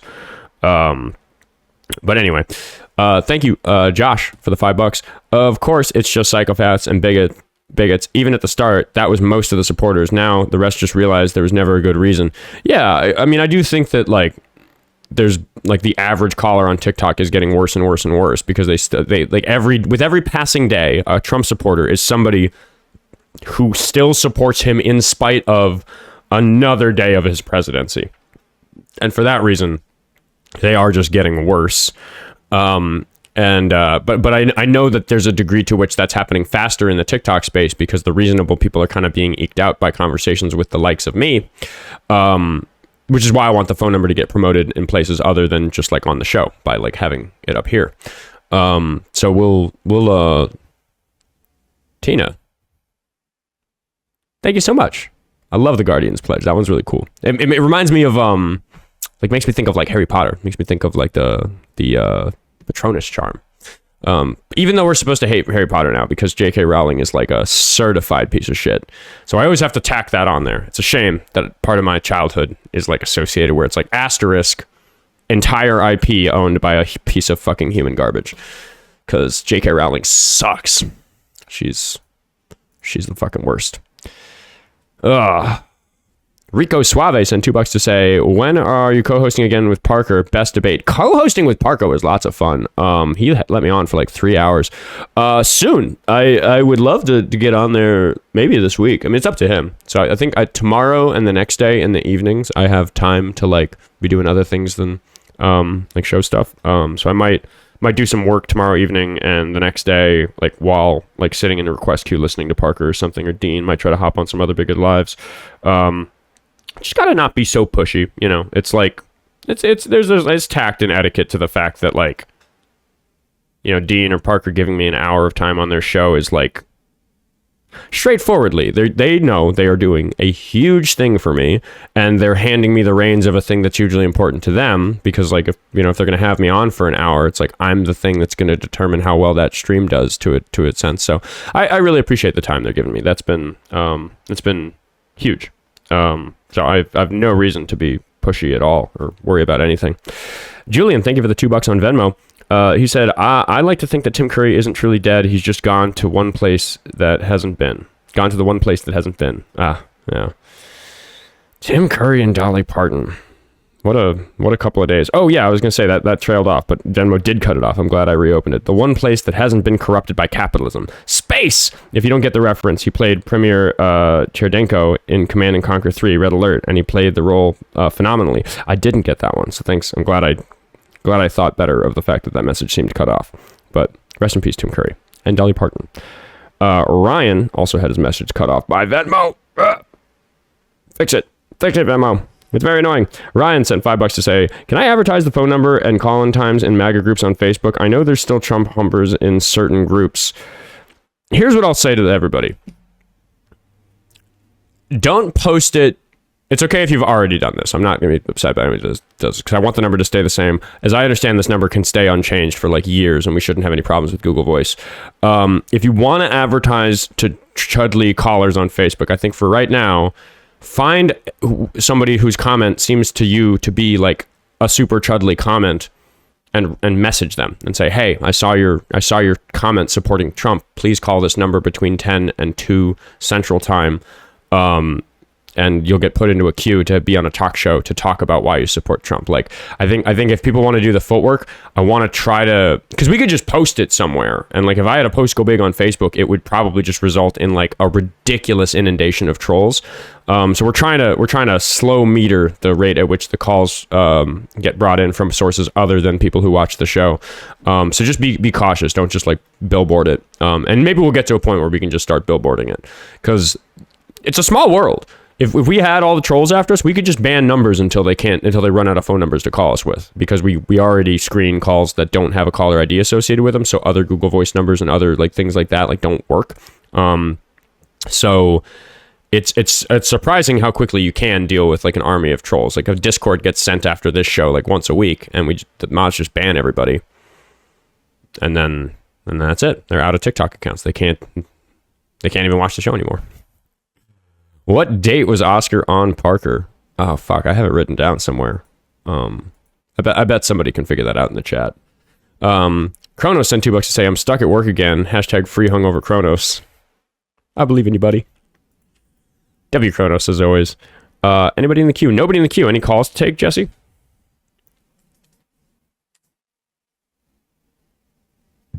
No. Someone just supported me with $10. Their username is actually the word someone.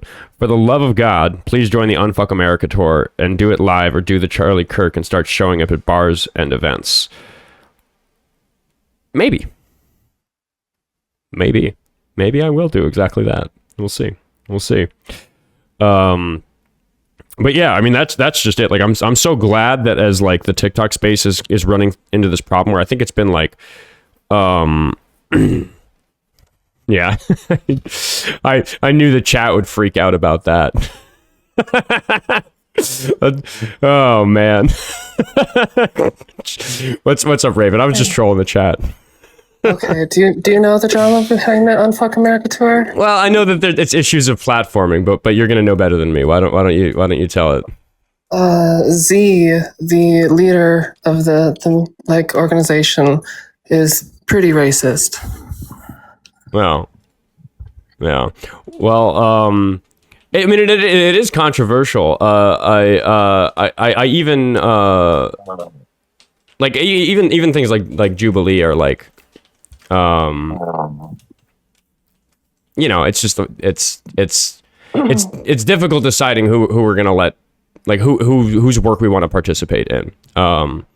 That's something that I need to navigate as like I go further in this thing. But I know that people don't like them. But what did he do in particular?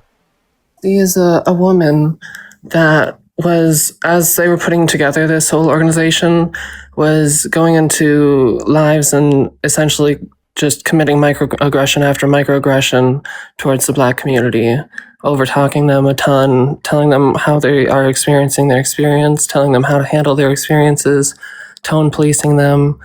It was just full of microaggressions, and then pretty much just laughed in their face when confronted about it. Yeah. I know that they platformed Jake Lang in a way that is not like acceptable. I wouldn't sit at a table with Jake Lang. I'd be okay with him calling into the show, but I don't think I would. I certainly wouldn't fucking shake hands with the guy. Because I think that smiles and open arms was suspicious. Well, it's just, you know, I'm gonna probably have to fucking sit at a table with microphones with people I fucking hate, and there'll be that decision for me to make of like whose hands I shake versus who do I give the swerve to, because I saw some people give the swerve to Tim Pool on Jubilee, and I was like, all right, like good to know Jubilee's not gonna be too mad at you for refusing to shake somebody's hand. But yeah, it's difficult. But I don't think that the Unfuck America tour is doing good work. Either. Because when you platform Jake Lang in a way like that, you're lending credence to his position. And the reason I'm willing to give him attention is because of what's happening around him with law enforcement and the fact that Trump pardoned him. But I'm not willing to take him fucking seriously in discourse. If he wants to call into the show, I think that'd be fun for everybody. But like, I'm not gonna be nice to anybody who's nice to him. That's I let that bit go 10 seconds too long. I know I'm not going on the Unfuck America tour. I was pretty disgusted by the way that they platformed Jake Lang. That's about all I had.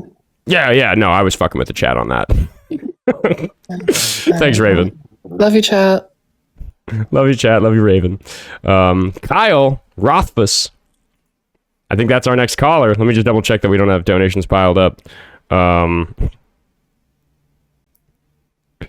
There are like that's the difficulty. People always reach out about me participating in like random little things, and most of the time I say no just because they're like small and I'm not gonna like fly to fucking wherever to do whatever thing. But like I'm so specific about how I think it's like about how I think handling these issues and handling platforming monsters is like supposed to be done, that like almost anybody I cross paths with sucks in some way. Sean Kelly is an interesting case. Like I haven't taken in enough of his content, but I'm filming with him in a few weeks, and I don't like the way he. A lot of the issue I take with people with like people who do platforming of monsters, because I platform monsters, but I'm just so unwilling to platform a monster in a way where anybody could watch it and think anything other than that they're a monster. Like, nobody's gonna see RC on my show, even though he's banned now for being unproductive, but he wasn't banned for a long time, and it's because you're not going to see RC on my show and take his position seriously. I don't let his position be shown in a serious light on this show. I show it in a clear light. I say what I actually think is going on with him, but I just don't. Yeah. Zap says in the chat that I don't sane wash the monsters. It's the sane washing that I take issue with. So if you sane wash Jake Lang, who's like. I think he's actually insane. I think he's actually a fucking crazy person. Like, if you lend credence to that, and yeah, Jubilee does it, and would I talk to Tucker Carlson? Well, here's the thing: I will talk to anybody. It's more about the it's more about the framing of a conversation with somebody that's that problematic. So, but I mean, I need to navigate it as I grow. It's something we spend time thinking about. Kyle, all right, enough meta discourse. We're gonna talk to Kyle. if his phone's not in his pocket, are you gonna connect? Hello, Kyle. How old are you? I'm here. I'm 35. I was on the other day. I asked you the question about the data centers. Which question about data centers? I've been talking about data centers a lot lately. Your like general views and ideas about the need for the AI data centers that we've got. Well, I think did we not have time? Did I not go into it then? Forgive me for not remembering. You kind of went into it a little bit. We didn't like have a full conversation. I am a friendly, so I'm not going to take up too much of your time. I just figured while you don't have any other callers, I'd give you a little bit of a chuckle. Yeah, sure. I mean, forgive me if this is just a regurgitation of what I said the other day, but in general, like, I'm not going to say that data centers are bad. Like, no, that's silly. We've been data centers are what run the internet. I fully agree with you. I think the proliferation of the amount of AI data centers is a problem. Yeah. But the idea of a data center in and of itself is not the actual problem. It's how quickly they're all coming up and the energy usage and water usage and all that. You spelled it out extremely well, and I have no issues with that. Yeah, it's that, I have no inherent problem. I don't have any inherent problem with AI as a technology. I think AI is amazing and impressive and doing amazing things for medicine and engineering and all these other domains.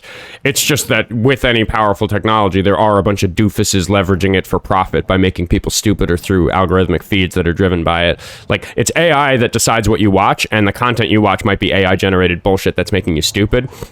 For sure. And I will say that, like, AI is a hammer, but not every hammer needs a nail, if that makes sense. Mm-hmm.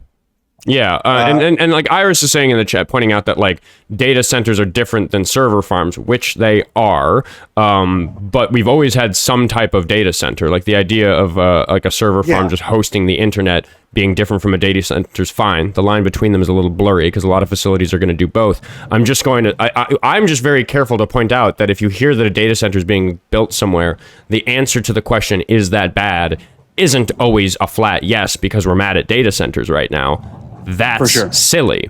That's like saying, is an oil refinery a bad thing to build in a particular place? And it's like, well, I don't know. Like, we're not going to be off fossil fuels for decades. So in the next few decades, we're going to build some oil refineries. We're going to probably build some petroleum pipelines.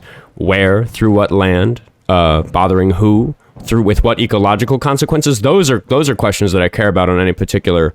Those are particular questions I care about for any particular project that I'm going to judge. And it's the same thing with data centers, where I feel like the sort of data centers that are filled with NVIDIA graphics cards and just doing like AI crunching, I think it's probably more than 90% of those that I think that we don't need, because I think that more than 90% of the teraflop hours that are being spent on AI right now are being wasted on large language models that don't serve society in a beneficial way, or on generating audiovisual content that plagiarizes people's art to do the sort of thing I was saying earlier, which is make people stupid, or make them believe that Trump's a good president, or whatever fucking nonsense these large mechanisms are being used for. So I'm super duper wary of data centers, but I'm not going to condemn them as a thing, because I do think that developing AI as technology is important for responsible parties to do. We just have this problem we're facing where it's like, how without infringing on people's rights do we stop these large companies from doing this so obviously horrible thing to society which they're allowed to do, because if you want to spend your money on a bunch of computers to make a bunch of AI shit, you can. Like, that's not against the rules. So we need to figure that out. I fully agree with you. I think one other thing to keep in mind is that with a lot of these AI data centers that are going up, and with the AI companies that are out there, it's kind of the same $5 billion being passed around to 4 or 5 different companies. Yep. So no one's really making any money. It's just... Well, the bubble will pop, and that's going to be interesting to see when it all like dries up, like what the landscape's actually going to look like in 5, 10, or 15 years.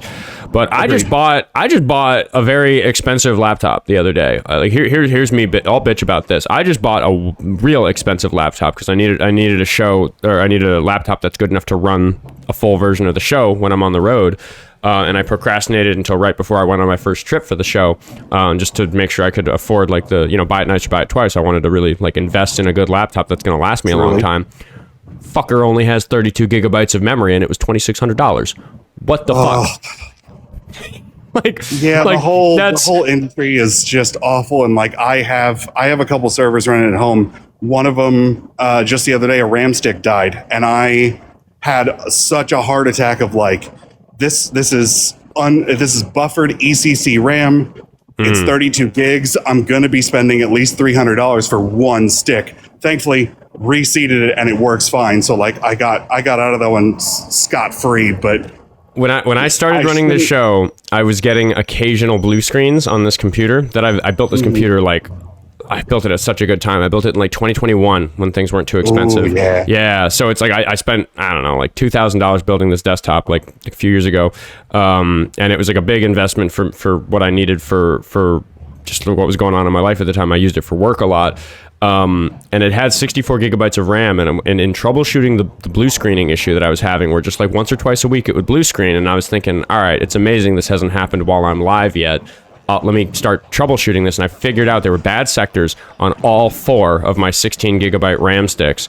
And at this point, I was flat broke, living very much paycheck to paycheck, and I was spending every available hour either working, chasing ICE agents, or running this show. And I was trying to make the show profitable. So the show had collected up $300 or something over the course of the first 2 months that I was running it. that was all the money that the show had made. And I spent it on 32 gigabytes of RAMs to keep the computer going. So I downgraded my RAM from 64 to 32 because I needed RAM that wasn't going to fucking blue screen me. But I was sitting there thinking, all right, I've been sitting on this money that the show has made. Maybe I can spend this on some kind of upgrade or a nicer webcam or something. And no, the entire first 2 months of profit of the show was wiped out to just buy what, by my thinking, isn't even very much RAM. And depending on your platform, it could be causing issues if you have more than 2 sticks, because the AM5 socket doesn't like more than 2 sticks at this moment in time. It's Intel. It's an Intel 13700K, I think, in there. 10700K. I forget which generation, but one of those. And I tested all the sticks individually. I did the thing where I ran a full RAM test and then left for work because it takes 6 hours to properly test a RAM stick. And then over the course of a few days, I did that with every one of them. Anyway, probably enough tech talk to bore some of the viewers away. But yeah, that's my stance on AI data centers. Do I you have anything else before I let you go? One quick thing, and I know that this is going to be a big ask, but I want you to just trust me on this just to get a chuckle.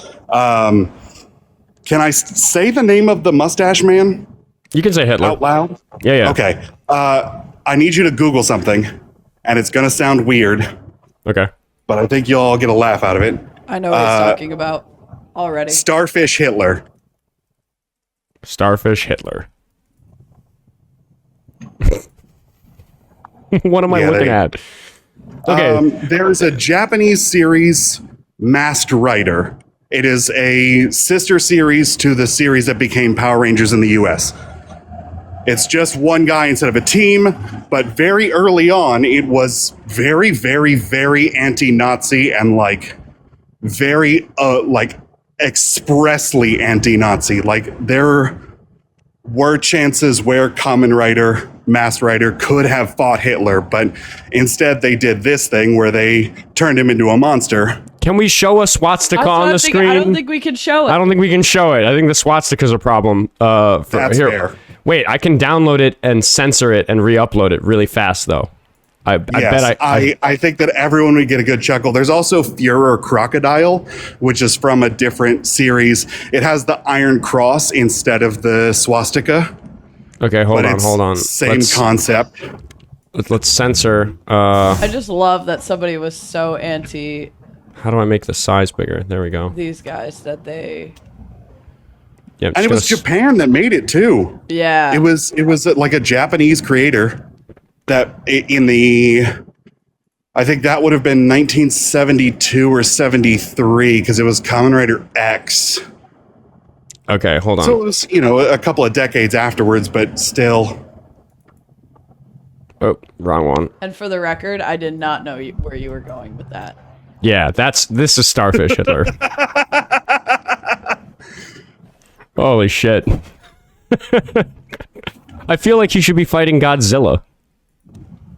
It's something else, man. It's the tokusatsu, that genre, Godzilla, Power Rangers, Kamen Rider, is and always has been just the most insane stuff. Yeah, I know what I'm watching later. Well, has anybody ever told you sound like Law of the Wild? I get a lot of different things from a lot of different people. It's funny because we're actually like, he's from Minnesota. I'm actually from northern Iowa, and have family in that area and southern Minnesota. So like, I do have kind of that timbre. Yeah, separated at birth. We know. Yeah, one of those things. Yeah. Yeah. All right. I'll catch you later, Kyle. Yeah, we'll see you. Thanks, Kyle. Before you click on that one, we do have a call. Oh, yeah, It's been waiting longer. Oh, perfect. All right. We'll get them connected in. Linktree in the bio if you want to get your message read on the show with a donation, or, just follow me in all the different places. Follow the backup accounts. Oskar Quentin, what do we have? This is Oskar Quentin 3, right? Pushing through. All right, we're going to take a phone call. Oh, hey. How you doing, man? Doing all right. How old are you? I am 42 years old. 42. What's your name? I go by casamigo in the chat, in the YouTube chat. I'm pretty sure you've seen a few of my messages, but yeah. So yeah, I go by casamigo. You can call me James, whatever you want. All right. Do you support Trump? No, not at all.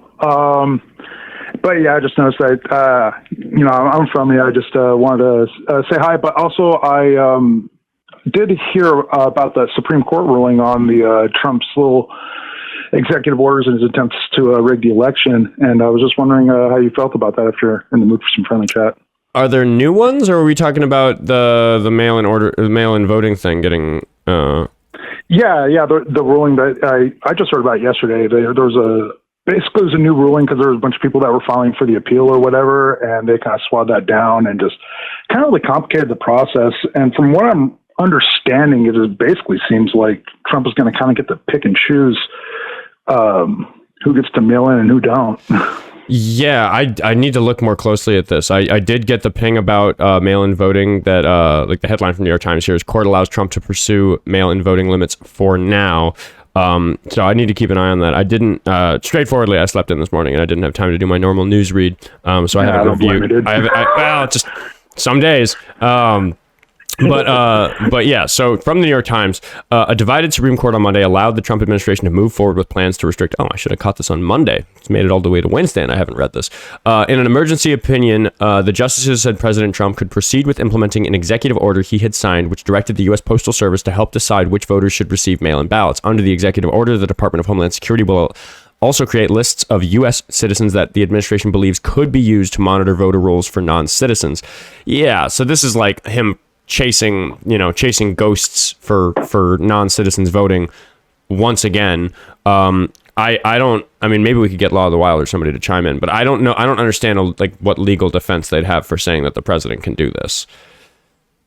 Yeah, and I'm really concerned about him wanting access to voter rolls and stuff like this. And maybe I'm going into tinfoil hat territory, but I really feel like recent events doesn't really take anything off the table.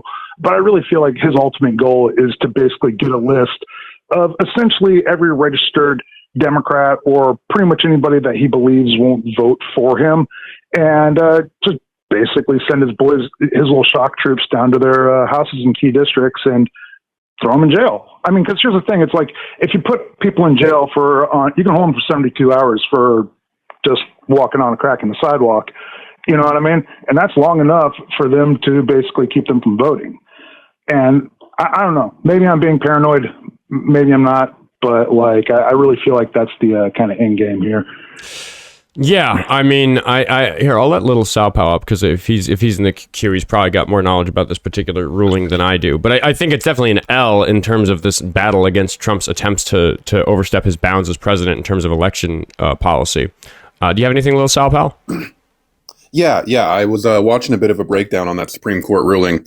So the Supreme Court ruling did not decide that Trump's new executive order was legal. Instead, what they decided that the lower federal court injunction against it was illegal. So basically what they decided was that that federal court could not make a unanimous ruling that this broad new set of rules was illegal. And instead, they will have to wait for the actual finely written rules of this executive order to get finalized. And then states can sue over those specific rules once the states identify exactly how it's going to negatively impact voters. So it's basically saying you can move forward for now, but once we have finer details, then the states can sue over those fine details. Yeah, I mean, that might make legal sense. Like, if the Supreme Court says that it's not clear to us whether or not this executive order is going to violate the Constitution, we need to see the final version of these rules. I can throw them the bone and say that makes sense, but I also then worry that the more and more we procrastinate this, the less and less time people will have to make arrangements to vote differently than they otherwise would have, with November just careening towards us as it is. 70 days away, exactly. Yeah, it's the time crunch. Mm-hmm. We're getting there. I've been saying all year that if the SAVE Act passes, the worst thing that could happen is if it passes close to the election. I don't think it looks like it will. But yeah, that's the sort of concern that I have, is that as we get close, they're going to start ramping up the number of different things they're attempting to do to interfere with election integrity. And as that happens, it's going to be harder and harder for people to respond in time. Yeah, like that's basically their thing, is they want to just skirt in that last little dirty shot before the deadline, and wouldn't shock me if they tried it, you know. But yeah, like I don't know, but like I really feel like that, you know, we as a community should kind of start taking preemptive planning in case, you know, that worst case scenario goes down. Like, I don't know, maybe like you're really good at coordinating in your community. And like maybe that, like, I would suggest people like kind of going in groups to the polling places to keep them from being, because like, you know, there's strength in numbers. If like they're not going to come at a whole pack of people that are there to vote together, you know what I mean, or something like that. I don't know. I'm just kind of, you know, firing, because in my mind I like see a problem and I'm like, we should be thinking more of a solution before the problem arises, you know. Yeah, no, we need to be ready for whatever's going to happen across the next 70 days. But it's I don't know. It's hard to predict. I feel like it's going to get chaotic in like 30 days. I feel like with a month left, with 30 days remaining, something like that, like we're just going to start seeing all sorts of kicking and flailing from the Trump administration. I mean, there's a lot of creators and people who follow this who think that he might declare an election emergency before the end of this month. I mean, if not, very good chance it could happen next month. So, I mean, yeah, it's a real thing. Yeah. On that, I think I'll clear the line for opposition. Thanks for calling in. Yep. All right, man. Hey, you rule, dude. You're a real inspiration to all of us, man. Seriously, dude. You keep it up, man. Appreciate you. Oh, sorry. Cut off little Sao Paulo. Never know when to click the button. And Jessie, you can hang up on the line. That's right. That's fine, John. Yes, we're still working out the kinks on that. I'll read a couple donations before we move on, and I do see that Screechmeister's in the chat, so I think that maybe we have something to discuss with Screechmeister, because he, he's made a lot of progress, but sometimes it's 3 steps forward, 2 steps back, and so maybe I want to talk to Screechmeister about one of his steps backwards. Ryan, did I read your message? Yes, he was asking about where to advertise the phone number. Yes, thank you for that. And then Ren, thank you for $60. 20 for you, but most importantly, 20 for Jessie and 20 for Raven. Let them know I have the hugest lady crush on both of them. Buying them both lunch from RVA Ren. Why, thank you. I was just thinking about how badly I wanted to eat lunch today. Yes. The whether or not the staff get to eat really depends on... No, it doesn't. You're going to get clipped. Clip me so people can come here and say that I mistreat my employees, and then you guys can defend, whatever you guys want to do about it. I shall create drama because we're not getting enough opposition. Let's be problematic. Oh, Ren's here. Right. Oh, all right. I know. I said we're moving on to opposition, but we'll have Ren say hi really quick, just because I appreciate the $60. Hi. And, Hi, hello. really quick. Also, Jessie, you need to eat.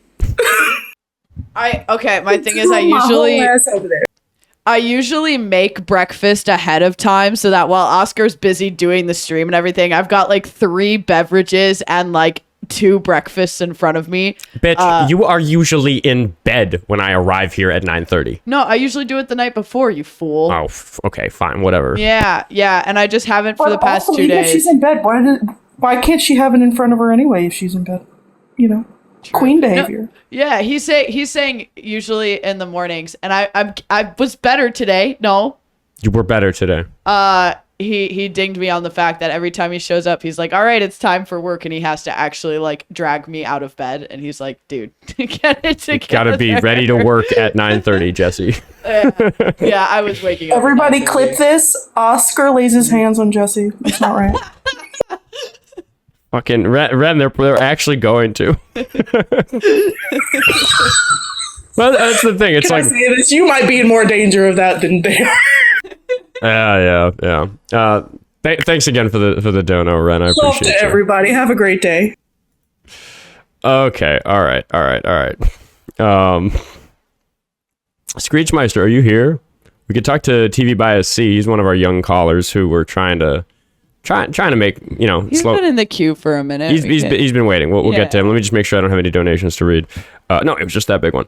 Okay, perfect. Back to the multi-guest request queue, and we'll bring in TV Bias C, who we've talked about some race issues with before. He's 18 years old, if I'm not mistaken. If not, very young also. Hashtag cancel Oscar. Thank you, Ren. TV Bias C might have his phone in his pocket.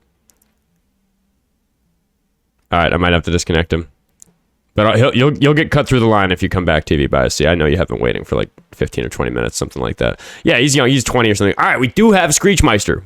So we can continue the Screechmeister saga. How you doing, Screechmeister? I'm doing all right. So what did you want to upset me about today?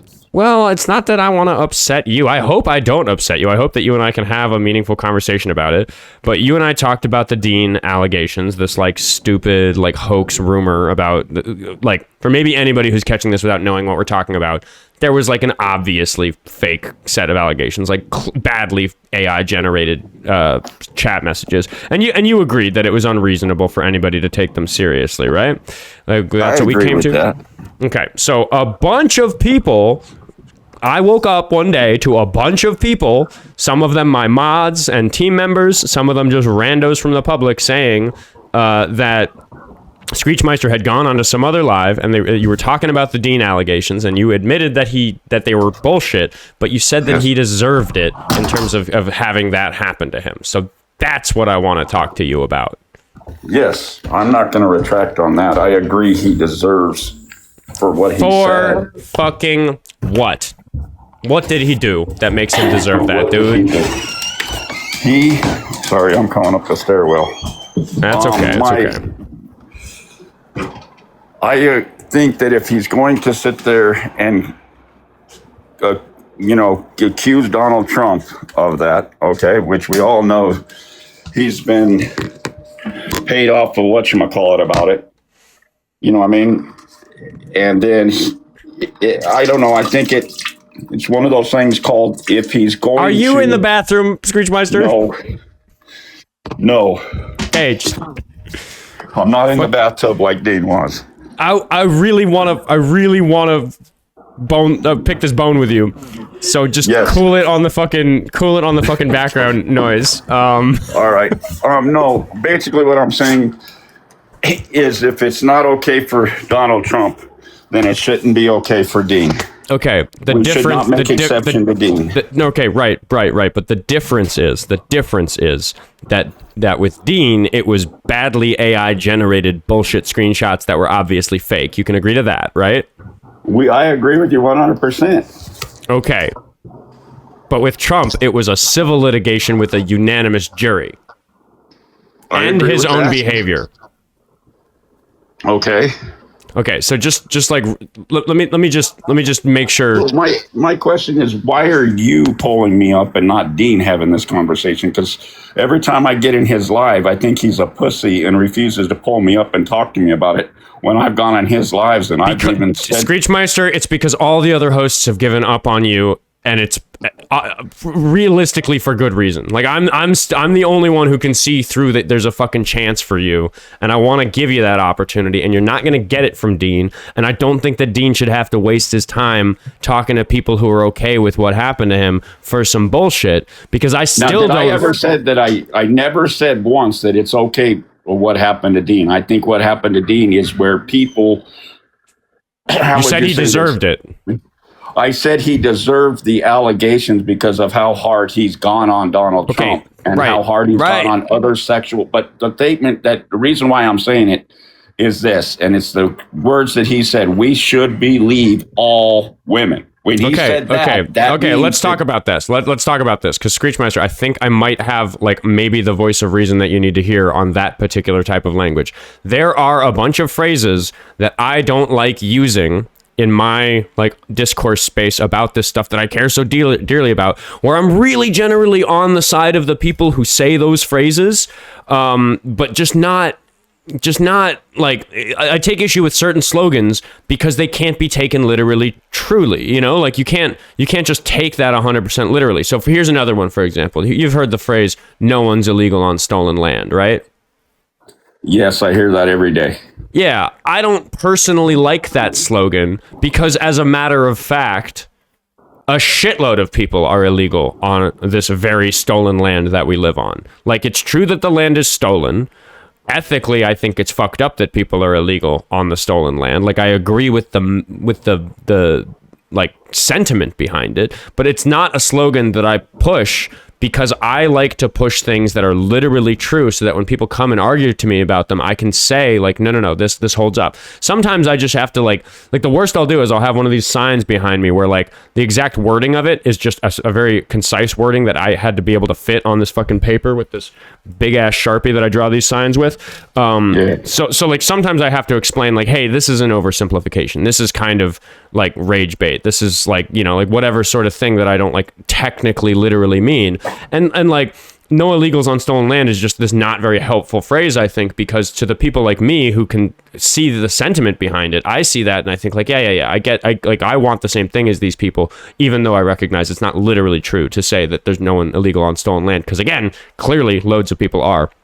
That's a phrase that I just think is problematic in that way, because it gives people like yourself a little bit of gives people like yourself like a little bit of credence to discredit those sorts of people, and believe all women is one of those things, because I think that a person giving a false allegation of a sex crime is one of the worst things that a person can do that isn't itself a physical crime. Like in terms of accusations, like in terms of just words, that's one of the worst things you can do to a person.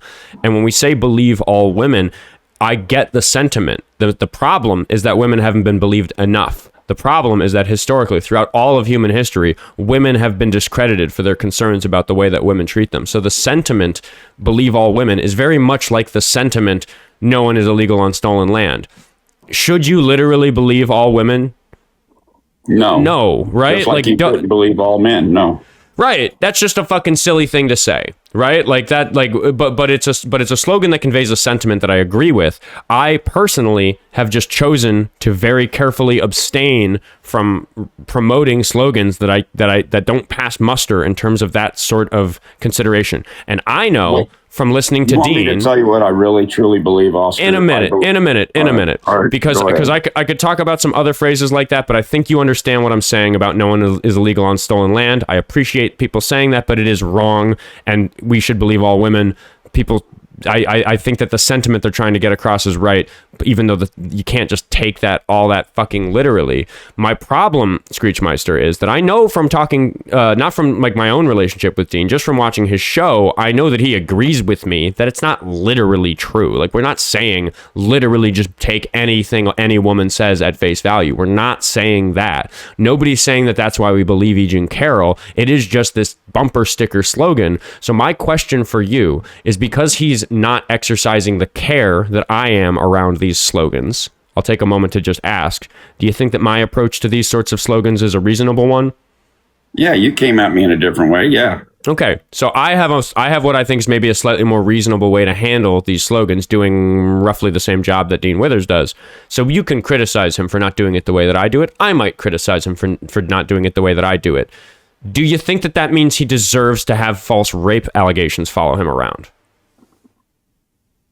No, I don't think that anybody should have false anything going around on him. What I believe is that he got stuck his foot in his mouth by that statement, and then the people that don't like Dean, Screechmeister. When I first came to Screechmeister, you, I have a question for you. Right, who do you think has stuck their foot in their mouth worse? Dean saying that, or you on any of the many occasions you've stuck your own foot in your own mouth on my show?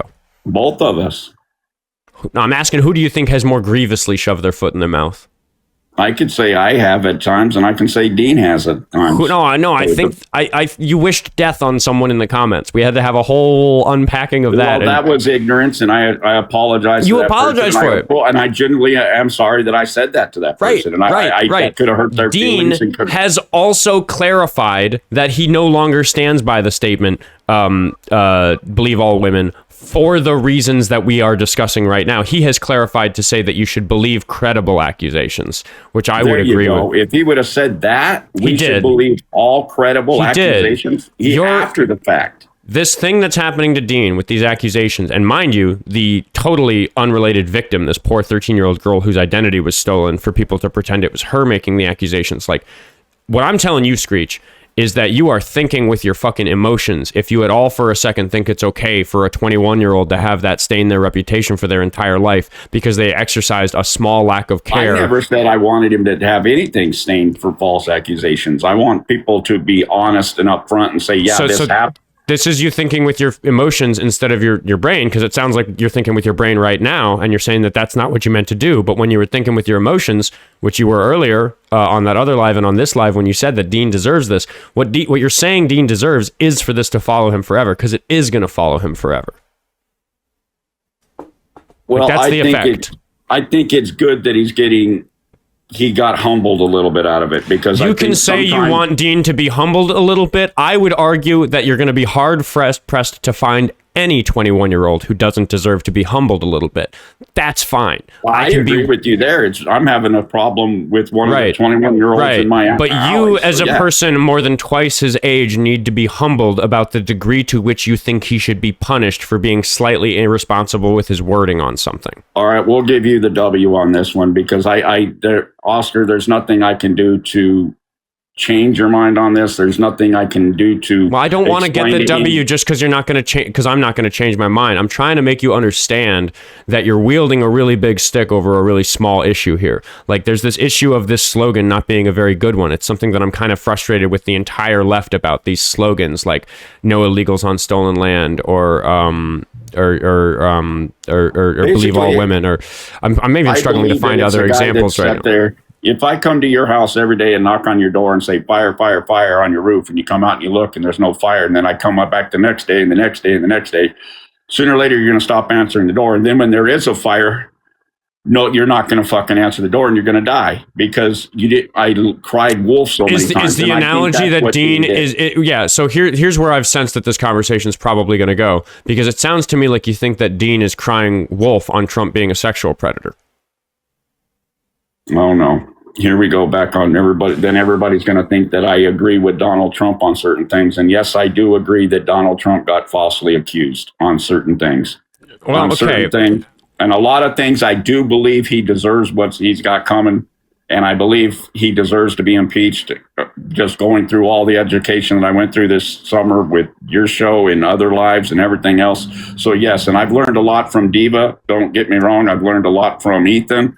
I've learned a lot, and listening to Parker. I don't agree with Parker all the time, but I can go up and have a decent conversation with him now, which I'll probably never get up because I've called him a douchebag so many times he probably wouldn't believe me throughout the summer that I'd actually try to do that with him. And Dean, I'd probably do the same thing. But Dean, his problem is he pulls you up and then he grills you and doesn't give you a fucking chance to talk like you do. That's a 21-year-old kid that I think he wants attention. And that can be a fair criticism of the style with which he runs his show. I'm not really interested in talking about our opinions about how Dean runs his show. No. So I really look, I want to address something that you said, which is that you think that in certain instances, Donald Trump has faced false allegations. And I'll say something that's probably controversial to my audience. The statement, Donald Trump has been falsely accused of sex crimes, is probably true. There are probably accusations that are false about Donald Trump. There are probably opportunists who thought, oh, I'm a woman, I will throw my hat in the ring as somebody who says that he's done something bad. I'll pretend to have crossed paths with him in New York or something like that. But the important thing, the really important thing, is that there are a number of allegations against Trump that are very obviously not made up. And that's all we need to call somebody a sexual predator. And I happen to know from having taken in a lot of his show that Dean is very fucking careful to not call one of those allegations credible when it's not. So maybe he's not careful in the way that I like to be, and he uses phrases like we should believe all women when that's kind of obviously a silly policy to have, because then any woman could just, could con you out of all your money or whatever that somebody might want to do. So I like... It's that lack of care that about around that phrase that I just don't think warrants you saying that it's okay for this stuff to happen to him when the statement Donald Trump is clearly a sexual predator is also obviously true. I agree with you there. You know what I mean? Okay. I guess I'm always, to answer your question, I always believed in an eye for an eye. Do you understand what I'm saying? So if you're going to call this guy this and that guy this, then that's it. You know what I mean? And I'm still trying to change that. I'm trying to work on some of my things that I believe in, trying to come up with this, and this, or why I shouldn't believe that. It's just like AB. When I first came up on your thing, I was totally against it. And then I've listened to other statements, and then I've changed my thing on it. You know what I mean? Because there is rape victims out there. There is people that got forced and they got pregnant and they didn't want to get pregnant and they said no all these times. And so I do agree there is certain circumstances where making it illegal would be wrong because they need, women need to have that choice to, if they got raped, they did. And they don't want to raise the kid. I get it. You know what I mean? Because that you might be making the kid a victim all their life. You know what I'm saying? And, resent them. So I get it. And so I've changed my stance on that AB thing a lot. You know what I mean? Well, that's good. And I know you have come a long way on these things. And I'm glad that you can say that you have this reflex to go an eye for an eye.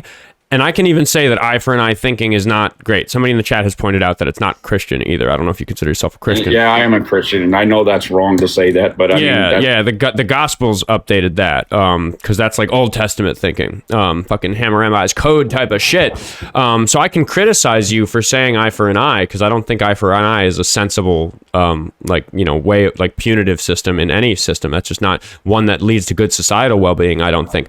But even if I granted you that eye for an eye thinking was reasonable, that you can say get fucked because somebody said this or that, I don't think that Dean facing these accusations is an eye if we're going to say that him not exercising care around that particular slogan, believe all women, is another eye. Do you see that those two things are just not fucking equal? I see it. And you know what I think it is, Dean, is what happened was he pissed somebody off on his live continuously that he let up. And they took, and that was their way of retaliation, and tried to get back at Dean and smeared him a little bit, which is fucked up. And I agree, it was fucked up, especially what he did.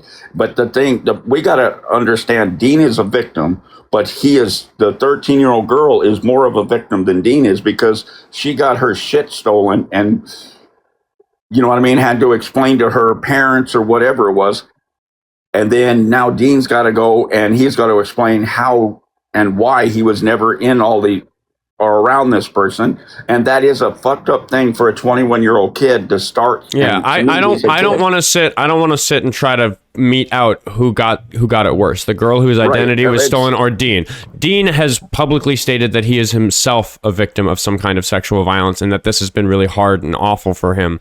I even feel a little uncomfortable repeating that here. I just know that he's said it so much that he's okay with it being out there. I'm not going to try to stack rank the suffering of somebody like him whose whole life is on fire about it because his entire job and career and everything is now bogged down by these silly allegations, or some 13-year-old girl who definitely doesn't deserve this at all either, but also maybe can just like turn her phone off about it, because I don't think that she runs a fucking show through her phone that people need to like watch or whatever. Like I'm not interested in trying to figure out who got done worse, her or Dean. What I'm just trying to understand and like really make sure that I understand about your perspective on this is that the people who did this are monsters. What they did was horrible. And if you're going to call that an eye, it's not an eye that matches Dean carelessly saying, believe all women, even though that's not like literally good advice. Look, I don't like Dean. All right, period. I don't like. You don't have to like Dean. That's fine. But what I'm saying is, that being said, I don't wish this upon anybody. All right, what happened to Dean was wrong, and whoever did it was wrong. And they, to me, they should be punished for that because they have caused this individual a lot of problems, and that's wrong. Because one, now people are out, and from some of the lives that I've seen that are against Dean, okay.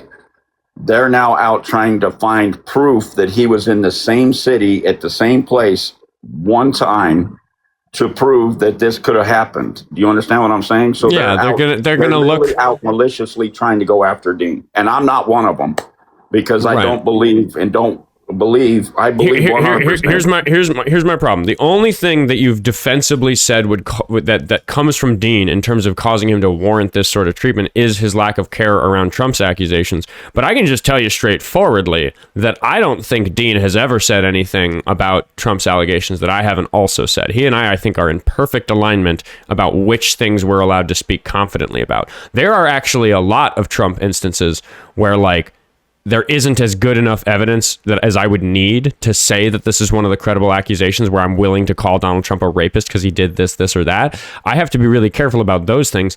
Dean does as well. Dean especially, because he's big enough to catch a lawsuit about it if he if he makes a misstep of the sort that George Stephanopoulos did when he said on ABC that Trump was found civilly liable of rape, which as a matter of fact isn't true. That's not what the crime was on the jury verdict form. The action was something that most people would call rape. It just didn't say rape on the form. So there's all these things that we have to be careful about. So whatever you feel about Dean, if it really is about the way that he's handled Trump's accusations, you should feel the same way about me. And if you don't, it's because you're letting your opinion of me and your opinion of Dean, because you have a higher opinion of me than you do of Dean, you're letting your opinion of us as a person, of our character, you're letting that affect what you think the punishment should be for this other thing. And that's the problem. That's the issue. Because if you're mad at Dean for the way he talks about Trump's allegations, you should be just as mad at me, but you're more mad at Dean for it. And I think that's just because you don't like him. Which you don't have to. He's a 21-year-old kid on the internet. Of course you're not going to like him. No. You got that all messed up. Look, I don't agree with anything that's happened to Dean. Man, I lost my train of thought. How I was going to say it. But me, I'm been on other lives agreeing with them and talking about it because Dean is so outspoken that he puts his foot in his mouth like I've done, okay, so many times during his shows sometimes that when he starts, why people are upset at Dean is when he starts to lose, boom, he hits the hang up button. I haven't seen that with you. I see you when you're losing, you stay up and you get through it and you accept it. But that's Dean when he loses. Right. But you're proving my point, which is that you can have that opinion of Dean, which I might disagree with. But what does that have to do with all this stuff about sexual allegations? Like what I'm telling you, Screech, is that allegations. It was fucked up for anybody to do that to him. And I know I may have. Somebody may say, well, he said this on. Yeah, I said that on a live because that's what I believe is that Dean put his foot in his mouth. And Dean, if he's going to say this, and he said that all summer long up until that allegation, that if that's the case, then he deserves the punishment for it. And that's just, he was the one that opened the door So people are walking through that door, and now people are taking a stand back. Oh, wait a minute, maybe Dean, we should. What is it? Because it's Dean, we're supposed to believe him. You see what I'm saying? Because Dean it's not because of Dean. I say the same things though. I get it, but you haven't been. But you're upset. Attacked like that, right? Like but you're upset. You're upset about Dean for other reasons. Is like contaminating the way that you think about these allegations happening. I don't think you'd be talking about it the same way if the allegations were against me. If these people had, instead of making up some AI bullshit screenshots, I would be saying the same thing, Oscar. Would you be saying that I deserve it? I would. What do you want me to do? I said that, and that's what I would. Look, I don't think anybody should be that way or get slandered like that, because that's slander. Whoever did that is slander, and I hope he finds out who it is, because like I said, no matter what 21-year-old does not deserve to get their life smeared like that, no matter how big or small they are. You get what I'm saying? Dean's very big and growing every day. So the problem is that somebody went out trying to get a lawsuit, is what I think it was, to try to get his money because they're jealous of what he does. Or I think that the most likely thing is that they wanted to make it hard for Dean to do his job. That's pretty much we're saying going hand in hand. Maybe. Right. But I don't think that they're just so mad at Dean Withers that they just want him to suffer. I think there's an element of that. I think that these people probably do get joy from seeing Dean suffer. I'm not denying that. But I think that the actual goal is to prevent Dean from doing what he's doing, which is convincing lots of people that Trump is a really bad dude who shouldn't get our support. And I know you don't like some of the ways that Dean goes about that.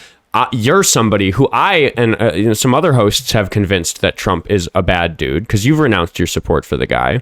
But your issue with Dean, I just gotta say, Screech, like it just screams to me that you've got an emotional bone to pick with Dean. You don't like Dean for reasons that you are entitled to have, just your opinion about the way he runs his show and the way he is. And I think the failure that you're exhibiting here is that you're letting that affect what you think is right and wrong when it comes to these sorts of things, which is why you're behaving a little inconsistently right now, because you've flipped back and forth between saying that it was okay that this happened to him and saying that it isn't okay that this happened to him, like half a dozen times during this call. Hypocritical that I or not say I'm a little hypocritical on it, because I believe one thing, on the other hand I agree with you, on the other hand I agree with you, on the other hand I don't, but then I agree with you on this. I appreciate you admitting the hypocrisy, but it doesn't absolve you from the fact that your position is a little inconsistent enough, hypocritical here. I don't think Dean would stand a chance in a debate with me, because I still take the stance on the way he treat. The other thing is that you should have asked me about was Charlie Kirk, which I know you can't stand. The way the things he says about that guy, and the things that he said that he would spit on his grave, is that was fucking horseshit. And I wish I could have reached through the thing and slapped him silly and said, all right, here we go, Screech. I'd love an opportunity to spit on Charlie Kirk's grave. See, there you go. See how that's inappropriate. Why would you want to spit on anybody that died? Even the people that Renee Good. How many times have I said that name? And when I first came up here and I said that was a pretty good thing that I did, and now I've come back and said, okay, I get it, and I was like that. So now you've done what I did. I said I was glad she got what she did, and then throughout the summer, what did I do? I changed my stance on it, and I said this. And then what did I say when I first came in here? I said trans, and that was offensive. And then now I saying trans people. Do you get what I'm saying? Yeah, you've made steps. Yeah, I knew it was going to upset you what I just said. I'd like to talk about it. I'd like to talk about it. I don't know, Oscar, if it's you trying to get me on your live to send me 60 steps backwards, I'm not going to go that way. I'd like to talk to you about it. I don't want to. Okay, I'm not trying to kick you around. I'm not trying to get you upset so that you make steps backwards. So like we get. I'm not going to get upset. I'm just in a debate trying to say, look, I don't agree with this, and at the same time, I don't think that. Screech, be real. We both know you're already upset right now. I can hear it in your voice. I'm frustrated. Because I feel so let me let me explain to you why I think it's okay to say something like that about Charlie Kirk, because I'd hope you'd still give me an opportunity to explain myself. So I'm gonna do this a little bit Socratically. I'm gonna ask you some questions. Screech, do you think that a person can spend their life doing things that are so harmful that it's acceptable for after they're dead somebody to say something like that they should spit on their grave, dance on their grave, piss on their grave, whatever thing? No, I don't. Hitler? Why would you have to bring up Hitler? Yeah, because he's dead, man. Like he's a person who's dead. So would you? But Charlie Kirk didn't do what Hitler did. So we're not at Charlie Kirk yet. But the question was, is it ever acceptable to speak that way of the dead?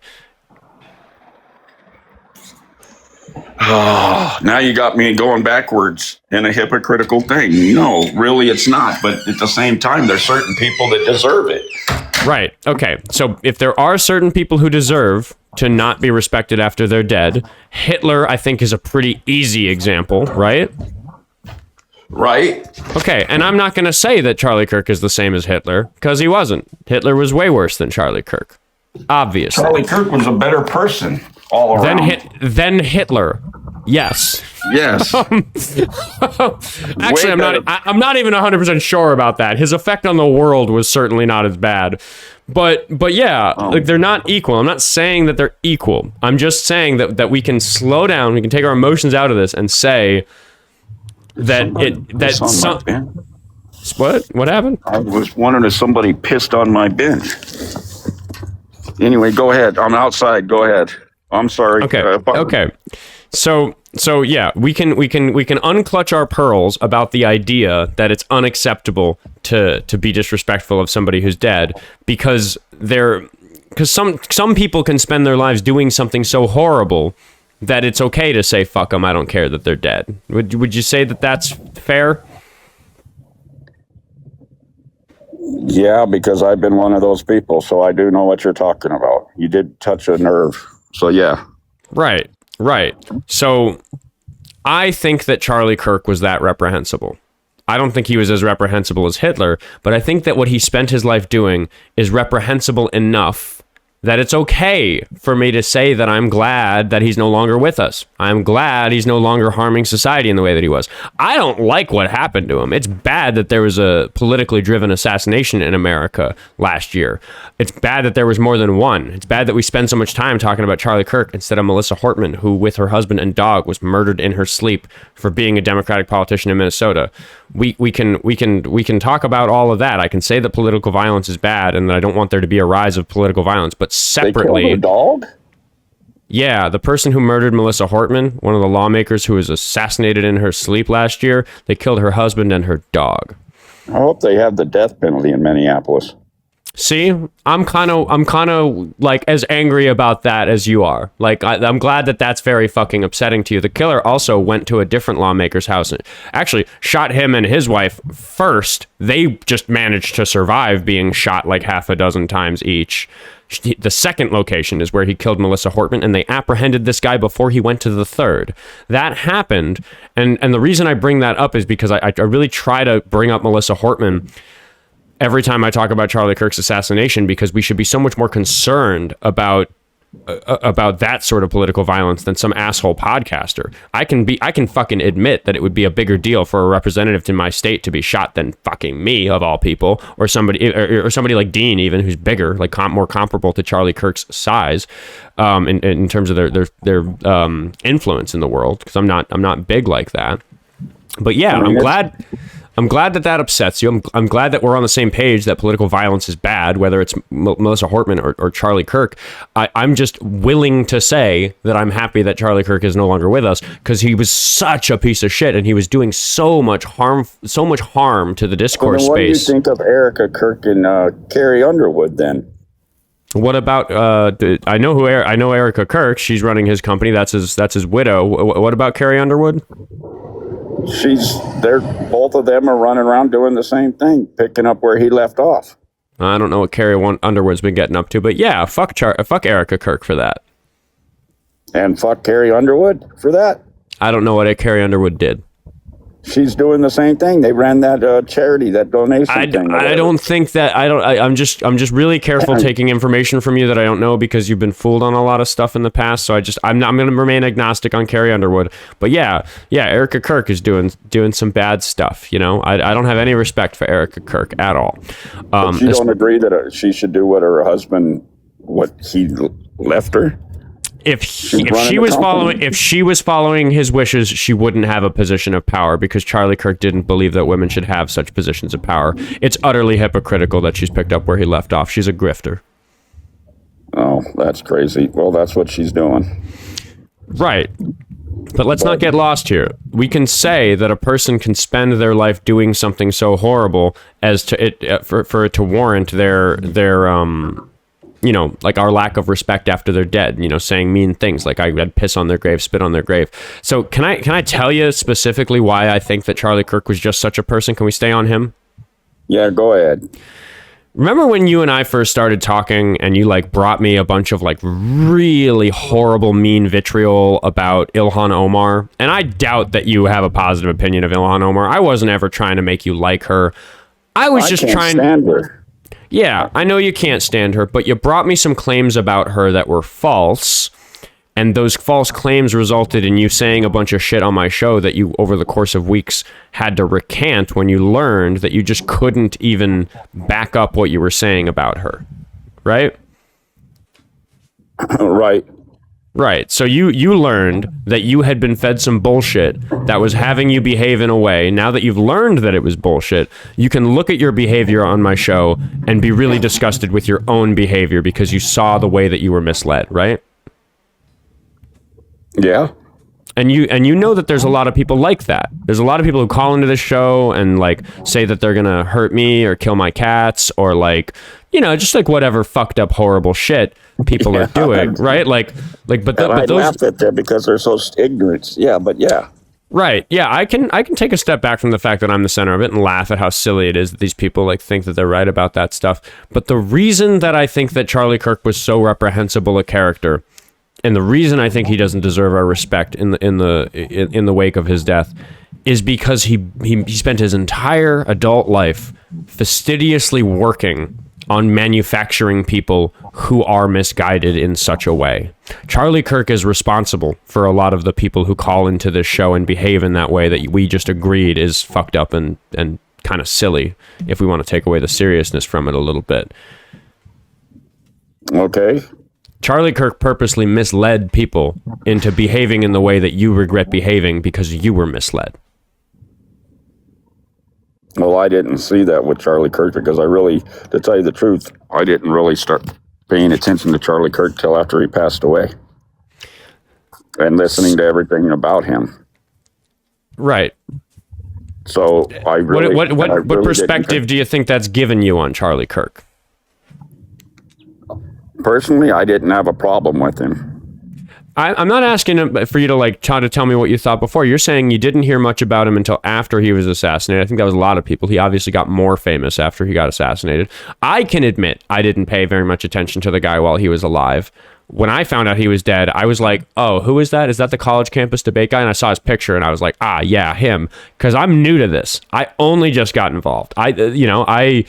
I didn't start doing debates until February. I've had to research the person that he was and figure out what makes sense to say about him. And I still am dealing with the harm that Charlie Kirk did society because I waste so much time on this show talking to young people who've been convinced by a very weak argument delivered to them in a video on their phone by Charlie Kirk about some nonsense, whether it's about Ilhan Omar or some other non-white politician that they believe something horrible about, or about women, or about illegal immigrants, or all these issues. I am busy cleaning up the mess that Charlie Kirk made of young people with his life. I get to spend my life cleaning up the mess that he made in his short time on Earth. And that's why I fucking hate him. Because I could talk about so much more nuanced stuff. I could spend so much more time reaching people and educating. But I am still just dealing with people who've seen a shitty Charlie Kirk video that convinced them of some bad argument. He dedicated his life to disseminating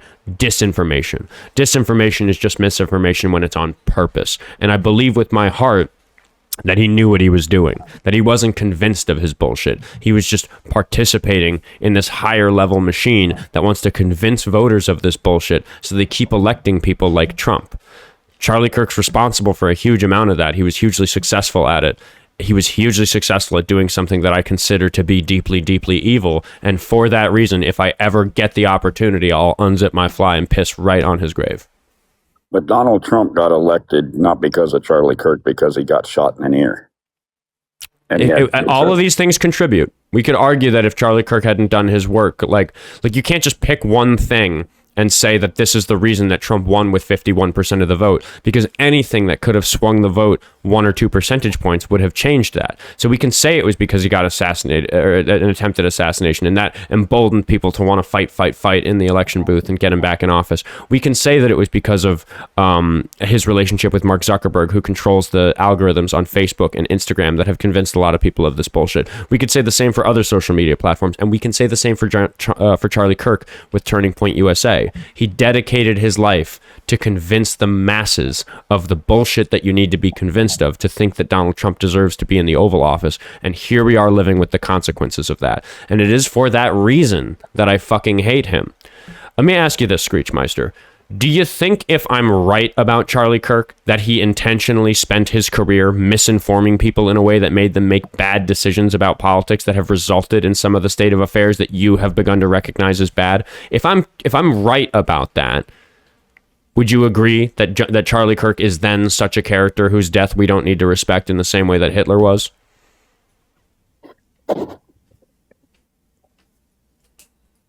I'm torn. I appreciate the honesty on that. I really do. I mean, I'm just torn on what to say about it, because somebody's dead. They don't have a chance to defend themselves anymore. You know what I mean? And that's the thing. You know what I mean? I mean, I said some pretty bad things to my dad, and my dad, and then the day that my dad passed away was the same, I said some pretty bad things to my dad, and 6 hours later, I'm getting told my dad passed away. So you know what I'm saying? So it's like, that's hard, man. Yeah.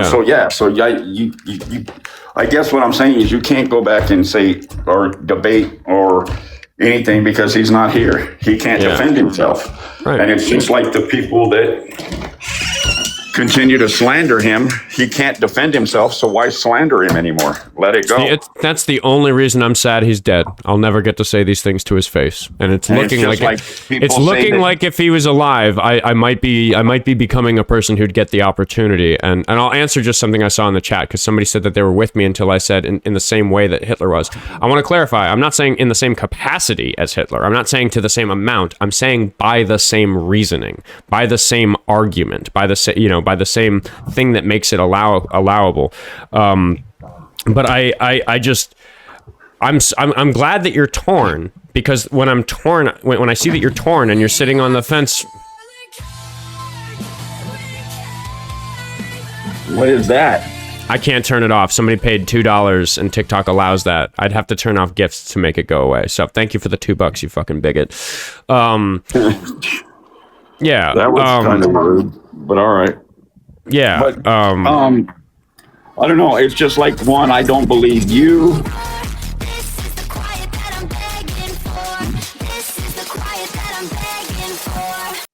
So what I want to ask you is, like, if you're sitting on the fence about the idea that he was so horrible. They made it a $4 gift. Yay.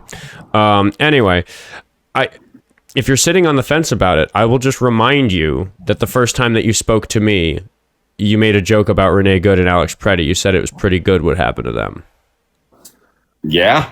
So we fall back to, like, this becomes more about you, Screechmeister, where I think that the burden for you to exhibit that sort of behavior is pretty low. I don't think you need to be convinced of very much. But then you see me doing that sort of thing and saying that, I'd piss on Charlie Kirk's grave. Fuck him. He was a piece of shit. And suddenly the burden is very, very high for you to say that that's acceptable for me to say. I'm not saying it's acceptable to say to anybody. Maybe Hitler because of what Hitler did, but he was far from Hitler. I mean, just because Charlie Kirk said this, I didn't go out and do that. And just because he said this, I didn't go out and do that.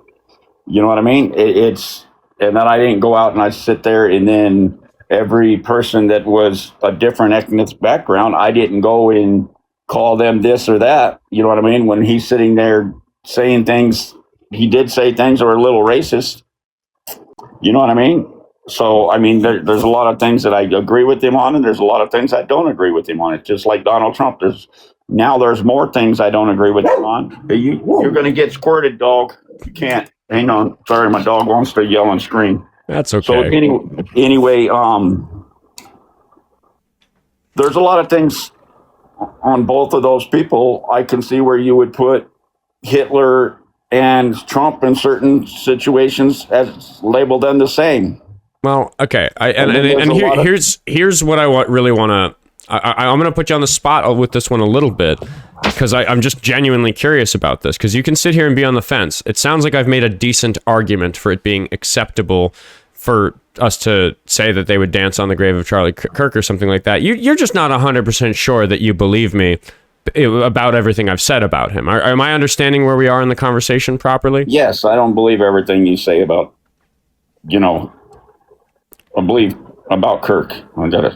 So here's the thing where I'm going to put you on the spot. Have I given you any reason in the entire time that you and I have spent getting to know each other for you to not believe what I tell you? No. Do you think that in fact I've probably shown you that I'm pretty careful to only assert things that I know I can assert confidently on this show, that I'm really careful about things I can't be confident about? Yeah. Do you think that I understand that if I got something wrong about Charlie Kirk in the way that we were talking about people maybe getting something wrong about Dean Withers or Donald Trump or something like that, like I know that I'd get in big trouble and it'd be a big fucking mess for me to clean up and my own chat would turn on me? I don't know if no, I don't think your chat would turn on you. My chat turns on me often. If I get something wrong, my chat does. I come in your chat, Oscar, and it's been all Republican, and so they're going to turn on you. But then I come in and it's been all left, and they're not going to turn on you. So I'm what I'm telling you, and you don't have to believe me. Maybe you will, just if you trust me enough. Is that there are people in this chat who've been watching since the beginning who love me and who I adore their support. And when I get something wrong, they start freaking out. Oscar, you got something wrong. That's wrong. Nope. You're because they know that what I want is to be accurate, is to be truthful. So if I'm saying something that they know isn't accurate, they know that they're doing me a favor when they call me out on it. Like I love that my chat does that. I love, like, there have been times where I have missed it in the chat. Like I'm just like ignoring the chat. My phone has rang and somebody's like, yo, Oscar, I'm watching. Read your chat. You're wrong about this. Like that sort of thing has happened on this show because I so care about getting this stuff right. And I don't think I'd have been able to make the progress I've made with you if I didn't operate in that way. So when I'm sitting here telling you that I believe that Charlie Kirk was that reprehensible a person, I frankly find it a little hard to believe that, given the conversations that you and I have had, that you don't put some serious credence in the fact that I might have a better perspective on what Charlie Kirk spent his life doing than you do. I believe 100% that everything you say, you know what I mean, about it. Just like I would believe 100% of what Charlie Kirk said on certain things. You know what I mean? Because he wasn't wrong in all aspects. You know what I mean? Not everything he said was wrong, but one thing you're not getting, Oscar, is that over the last 3 or 4 months that I've been on your show, I have now turned to the point of putting myself right dead in the center between, like, for instance, let's say Jessica and Raven had problems. Okay, let's just say they use those two as an example. Okay, Let's say they had a beef. I put myself right in the middle and I would listen to Raven's side, and then I would go over here and listen to Jessica's side. And then I would go and I'd write it down on a piece of paper and say, okay, well, this is what Raven said. This is what Jessica said. Where can we find something that was even so we could start that little situation right there and talk about this, and then bring them back to being friends again, compared to saying, well, Raven said this about you 60 times, and then, oh, Jessica said this about you 100 times, and then adding fuel to the fire. Do you see what I'm saying? It's more about solving I think you've definitely learned that there's a slower and more careful approach to conflict that it makes it easier for us to come to a reasonable place. I think that's kind of what you're describing. Yeah. So hopefully Jessica and Raven understand I use them just as an example. Just grabbing examples, yeah. I hope they don't think I'm trying to cause them any grief. That's not what I was saying. I was just using that as an example. No, you're right. And I do believe that you have made real progress in the way that you handle this sort of thing. But here we are sitting and having a nuanced conversation about the fact that, like, all right, I've gotten you on the fence about whether or not it's okay How you doing, There's Screech? my kiss hat. Screech is not a coward. W in the chat for Screech. He does show his face often. People are often begging for it when he's. See that? That's Kiss, one of the best bands of all time. See that? W hat. I can't agree that is a good hat. Yeah. But here, Screech, this is important. I've gotten you on the fence about whether or not disrespecting Charlie Kirk in that way is allowable, right? Right.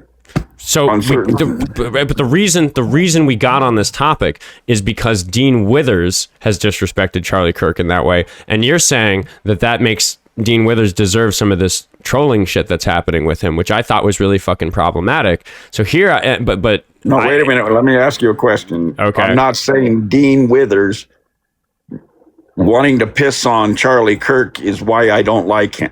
What I don't like about that is that he said that, but the reason why I said in certain aspects he got what he deserved was because of his statement about women. Okay? Mm-hmm. Once he said that, that's when I said, yeah, he deserved, that's what's good for the goose is good for the gander. So basically, when he said that about Trump, that we should believe all women on that, and then he said, yeah, we should believe all, he should have said, like you did earlier in the conversation, and said, we should believe all credible women. I could have understood that, and I wouldn't even be saying anything to Dean or anybody else about it because he left margin of error. He left no margin of error in his statement, which is the reason why I said he deserves what he gets out of this. And it's not because I wish this upon him. Okay, being as big as you are, even you could go as far as a football player that makes $385 million a year. Look at Deshaun Watson of the Cleveland Browns that's starting, okay, a quarterback, okay, that's got all sorts of allegations against him and is still playing in the NFL, and he had to pay out like $30 million or something like that to his people. But did he really rape them, or were they just out for money because it was Deshaun Watson that had a $385 million contract with the Houston Texans before he went to Cleveland? Do you understand what I'm saying? So I get that we need to look carefully at allegations, and we've already covered the fact that the chat is saying that Dean never said believe all women.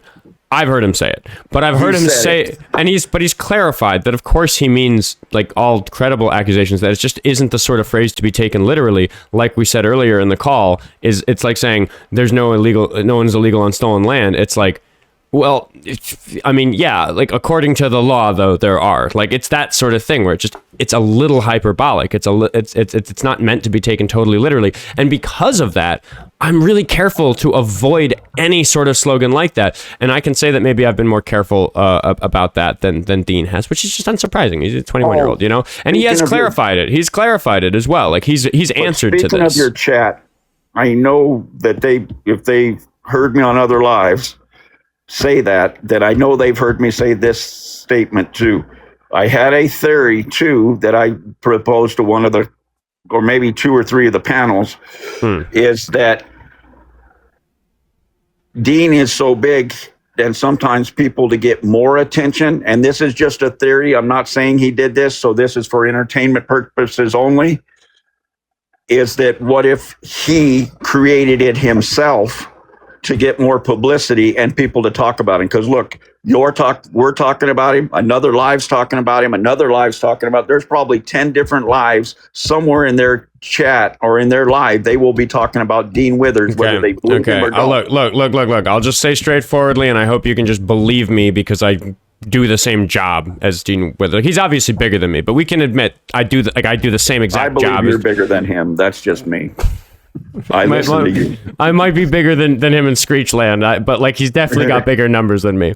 But what I'm telling you is, I hope you can just believe me when I tell you, Screech, this isn't good for Dean.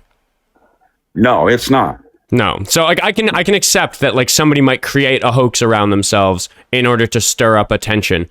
I can imagine somebody doing something so grifty as that. I'm not saying that sort of theory in general is like to be thrown out just, you know, like on the face of it. But I'm telling you that I cannot for a second lend any credence to the idea that Dean Withers would do this to himself in order to benefit himself. Quite frankly, he has been crushing it lately. Like he doesn't need help. His numbers have been insane. He's the biggest man in the game on TikTok in terms of this type of debate structure, and he's still growing quickly. There's No, this Ice Speed is the biggest person on TikTok. Dean may be second, but Ice Speed is like in the debate space doing this. What you and me are doing I right Ice Speed, so I know because me and Ice Speed were I was trying to compete with Ice Speed on TikTok, on YouTube, and then somehow I got my YouTube hacked. So I don't know if it was one of Ice Speed's people or what, but it was. You know what I mean? I got my own theories, but Ice Speed is so big.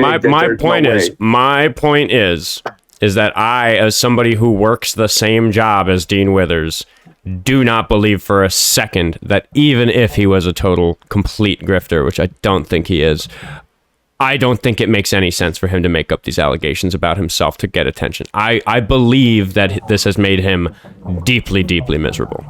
It's also, I just want to say that the nature of the allegation itself. I know you're proposing this as like a what if, and you don't actually believe it. But just to point out the nature of the allegation itself, and Dean coming forward and admitting that he is a survivor of sexual assault, makes it just extremely, extremely unlikely. He mentioned on his stream being up crying every night because of it, and like I feel for the guy because this is like an allegation as someone who's also a survivor of very similar things. Like to be accused of such a thing would just absolutely wreck me. There would be no like emotional regulation in sight if that happened to me. And so I just think at the bare minimum, the very nature of the allegation regarding his past trauma, it's just as somebody who could sit in his shoes and think about it, I think it's completely and entirely off the table. I agree with you. Yeah. You know, I mean, but the only thing I want to say about the whole thing, just it wouldn't be surprising if it turned out later, you know, a couple months down the road for it to be true, because it wouldn't be the first high profile individual to have gone months denying it, and then all of a sudden it came out that it was true. Okay, I'm Screech, right? No. Because when I will be straightforward with you. When I found out that there were allegations against Dean Withers, I found out in passing in a random comment section somewhere. Somebody was like, "Oh, Oscar's here. Have you heard about the allegations against Dean Withers?" And I just answered, "No, I haven't," because that was the first I heard of it. And I didn't immediately go and defend him because I don't fucking know Dean like that. Like, obviously, if there were credible accusations against somebody like Dean, I'd have to take him very seriously, but I knew nothing. So I exercised caution. But no, it's not reasonable to say that what you just said, that it would be unsurprising if it came out months later that these were true, because there's concrete evidence of the fact that the allegations were fabricated, which would make it amazingly surprising for them to be real. What are the odds that these allegations are real and they still had to manufacture all the evidence with AI and steal an identity of a person and claim that she was the victim? Like, what would it require to convince me that these allegations are true? I'd need an explanation for the fact that the screenshots were AI generated. I'd need an explanation for the fact that this other user whose account and identity was stolen to say that she's the victim came out, lives in Australia, by the way, and said that she doesn't know anything about it. Like, there's so many details of this that just don't make any fucking sense at all. So it'd be amazingly surprised. Yeah, it would be amazingly surprising if there was some sequence of events that could convince me that this wasn't bullshit, because the burden with which I have been convinced that it was bullshit is exceptionally high.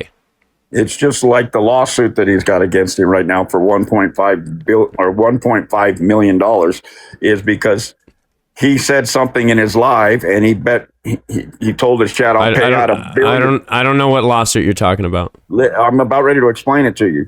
Okay. He said in his chat, he said, "I will pay $1 billion that nobody can find any of this on my streams." And I forgot what it was that he said, but he didn't think that statement was going to get somebody to go out and get it. Well, happened to be somebody went out and searched all his lives and watched a lot of his lives, and God forbid they found it. So they got an attorney, and then they turned around, and now that attorney is going to sue Dean for $1.5 million, which he's going to have to pay because said what, dude? I don't know what you're talking about. I forgot. It had something to forgot what something about Trump or something, but I'd have to go back and ask the guy what he said so I could bring back the truth. Yeah, and I'm telling you, but right now I promise you, he's being sued from that guy's the horse's mouth, the 1.5 million. Screech, just remind my audience. The last time you said that you had real good evidence about something that happened, I think we were talking. It was false. Listen, but this one's true. This one's true. I heard it on. I was on the guy's live. He explained it. I'll have to go and find the guy, get his name, and give it to you there. But a lot of But I don't want to breeze past it. You can't. You've come at me with this confidence before, not about Dean, but about Dean Withers. Right. How did it go for you when you went to? I was on his live 3 days in a row. But you were so sure about it with Ilhan Omar. Well, he said he sued him for 1.5, and he showed the thing and everything. But that's just some person in a live somewhere saying a thing. But that's between him and Dean. But what I'm saying, no, it isn't. It's between you and him for believing him. Like who? I don't even know who we're talking about. Like what is this? What is his name? I forgot what his name is. When I see him, I'll get his name. Maybe you can do the homework of figuring out. But my point is, viewers, I've seen some of your viewers that have been in that live and with me, and I was on the panel. They know that the dude that said it. So maybe one of your chat would know the guy's name. I don't know. I don't know what we're talking about. But we're getting lost. We're getting away from this thing, which is that you're very, very quick to exercise this sort of vitriol and anger towards people on my side, but when we have really good reason to have it against somebody on Trump's side, like Trump himself or like a character like Charlie Kirk, it just seems really inconsistent how quick you're willing to. Am I showing my Republican side a little bit? Where I dude, divert everything. When you say it's orange and you promise it's orange, I'm diverting and tell you, it's red. Yeah, orange is red. Well, mean, it's hard to change being a Republican. It's not hard to change voting the person out. That's just I am proud of you that you've said that you're going to probably vote blue in November. I am. That's an upgrade from the last time we talked. Fucking W Screech. I know the chat's real mad at Screech at the moment, but give him some fucking W's because I will remind everybody that this is a person who was, in addition to being kind of fucked up and mean in some of the ways that he's being right now, has at least recognized that the Republicans in general are the fucked up mean ones right now, and he's going to vote against them because of that. And here we are arguing minutia, which we get to do because he's going to vote blue. So I'm not sitting here trying to get this guy on the right side of history. Screech is on the right side of history at the moment, and I'm trying to make him be a little less shitty so he has more fun at the party with the rest of us on the right side of history. So let's not be so fucking hard on him. He's trying. But what's a party without some asshole getting a little fucked up and saying something stupid? And then, you know what I mean? Come on. Jessie can attest. I drink. I say very stupid things when I'm drunk. It's lots of fun. They don't need to hurt, though. I mean, just like I drink Bud Ice. You know what I mean? But I have one too many of them. Dude, if you and I were drinking beer together, if I was drinking a Hams and you were drinking Bud Ice or whatever, I would be clowning on you for drinking that, and that would be fun. We can clown on each other about this shit for fun, but you just got to change your sign to fuck Bud Ice. Yeah. So right. There you go. Yeah, fuck ice, dude. Come on. I drink my whiskey neat. Like, we can have that type of fun, but my concern with you, and the thing I'm going to keep pressing you on Screech, is that... Are you a Patron person? No, I don't like tequila at all. I mean, Patron is, as far as tequila goes, very good tequila. So maybe I am a Patron person, but I'm just not a tequila person. But I would have a pour of Patron with you. I'd much prefer to drink Patron with you than any type of Bud Ice, Bud Light type, whatever. Right. Okay, but my point is, we can have fun. We can have fun with all this nonsense, Screech, and that's fine. But you just got to remember that when you jump out and you say these things with confidence, the thing that you're still failing to do is remember that you don't always have the tools to speak with that kind of confidence. Which, I'll give you an example. A moment earlier, you were talking about Erica Kirk and Carrie Underwood. Maybe Carrie Underwood did something pro Turning Point USA or something. I don't know. Did I jump on the bandwagon? Did I jump on the bandwagon about hating Carrie Underwood because of what some guy on a live said to me? You in this live? No. What did I do? Carrie Underwood. What did I do when you brought up Carrie Underwood? Michaels was there too. Poison was there. Screech, focus up, buddy. What did I do when you brought up Carrie Underwood? What did I do? What did I say about Carrie? Did you look at your computer and look it up? I didn't. We could have gone that route if it felt important for me to understand the whole Carrie Underwood thing for the sake of the conversation. But because it didn't, I just said I was going to remain agnostic to that and move on, because that's the fucking responsible thing to do when you don't know what you're talking about. And I have no idea what. It was the halftime commercial of the. It was actually whatever it was. You're missing the point. I'm not asking. Listen to the point. That Screech. was so I Screech. actually there. It was. Focus up, Screech. I'm not asking you to okay. I'm not asking you to tell me about Carrie Underwood. I'm just pointing out that was one part of this conversation that I've had with you where I didn't quite understand exactly all the details. So I just stayed agnostic to it. Chat seems to agree that Carrie Underwood has always been awful. Thank you, Paradox of Bloomberger. Oh, he updated his username again. What are you talking about? She's a beautiful blonde with brown eyes. Beautiful. Oh dear goodness. She is pretty objectively. Screech, I know. Okay, here. See, I bet everybody that Screech didn't mean that. You're just being silly. You know that somebody's appearance doesn't actually have anything to do with their character, right? But she's still beautiful. She's still beautiful. She's a sweetheart. Yeah, so is Sydney Sweeney, and we know how that goes. Yeah, no, dude, don't be honeypotted, man. Like, just because she's hot doesn't mean that she's good. Oscar's a great example for the opposite. You know, his heart is gold, but look at him. Well, fuck you, Jessie.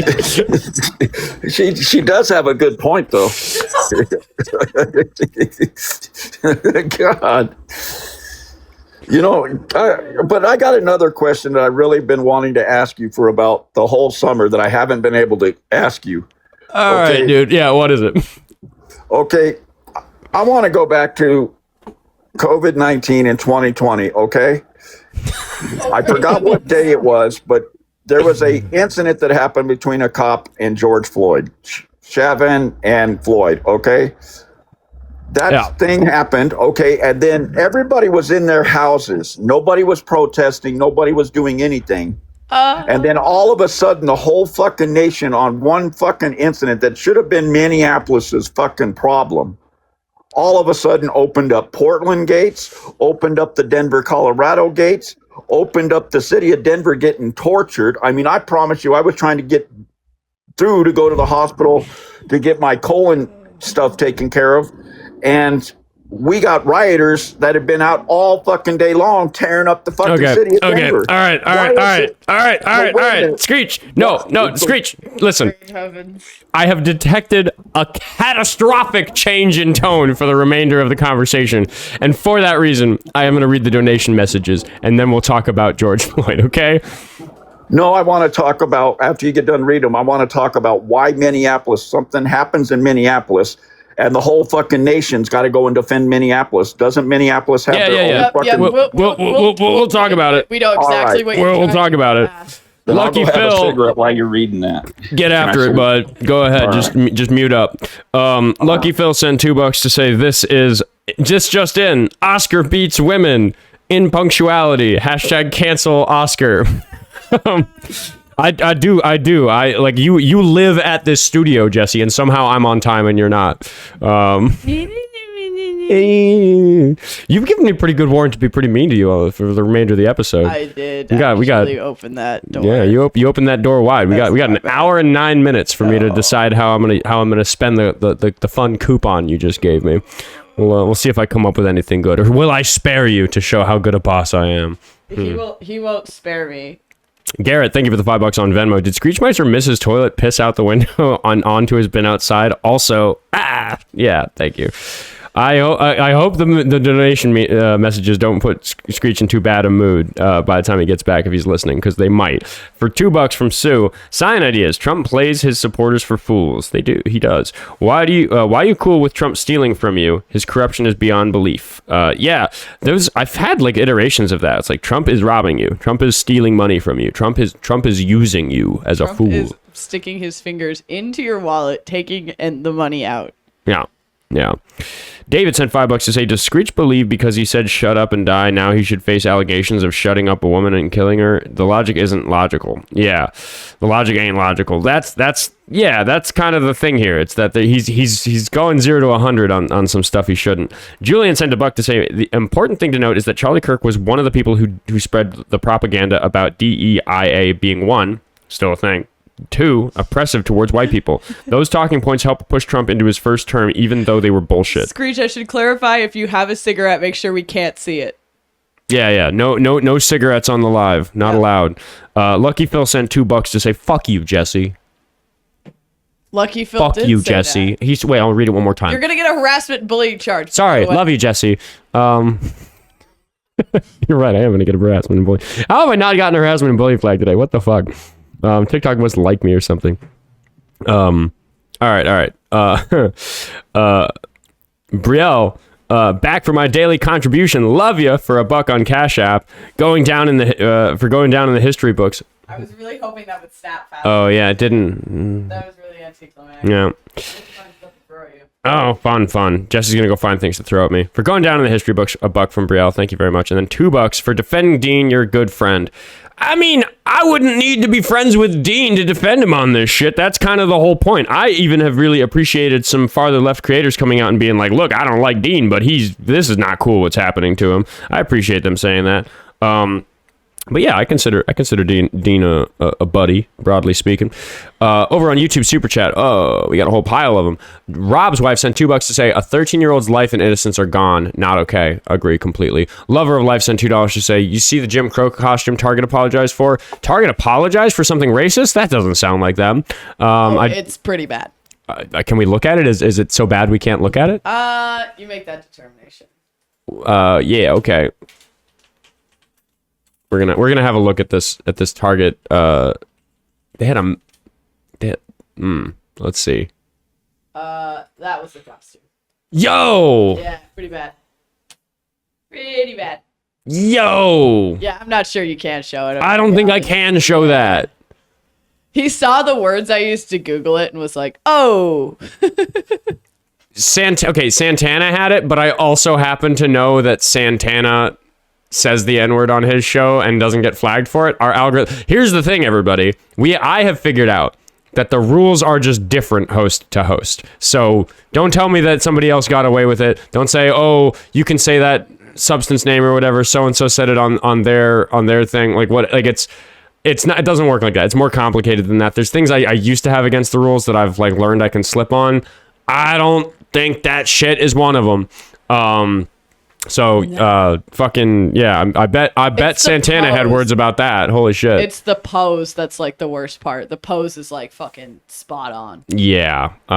You can Google it yourself. You can. Yeah. It demonstrates the systemic failure within Target to hire people who would catch that sort of thing, because the number of people whose desks such a thing needs to slide across for it to make it to the store shelves is enormous. And the fact that none of them saw this Target costume and thought, oh yeah, that's like some racist minstrel, like blackface, like fucking crazy type of fucking racist nonsense. The fact that nobody flagged it, that speaks poorly of Target. Yeah, it's a kid's costume, and aren't they one of the companies that was like, oh, it's cool to roll back DEI now? Yes, yeah, because that became DEI fell out of vogue, so now we have minstrel costumes at Target.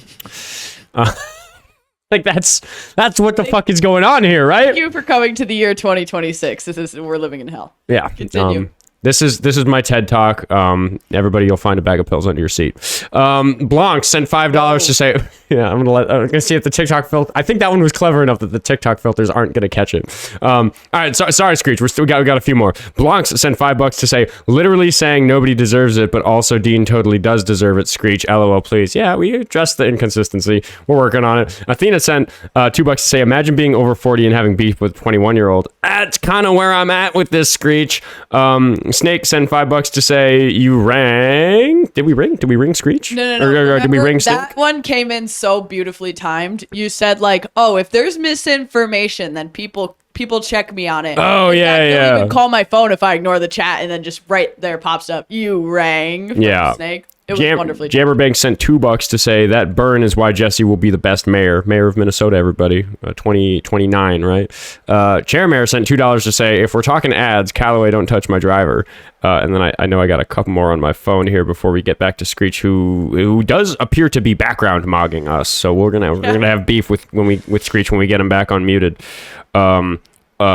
Ren sent another $1 to say justice for Jessie. No justice for Jessie. She has slighted me. I'm learning from the president. Success. Good throw. Fuck you. Simon sent $10 to say, I think I saw Sisyphus's boulder move. We love you, Screech. You're doing great, brother.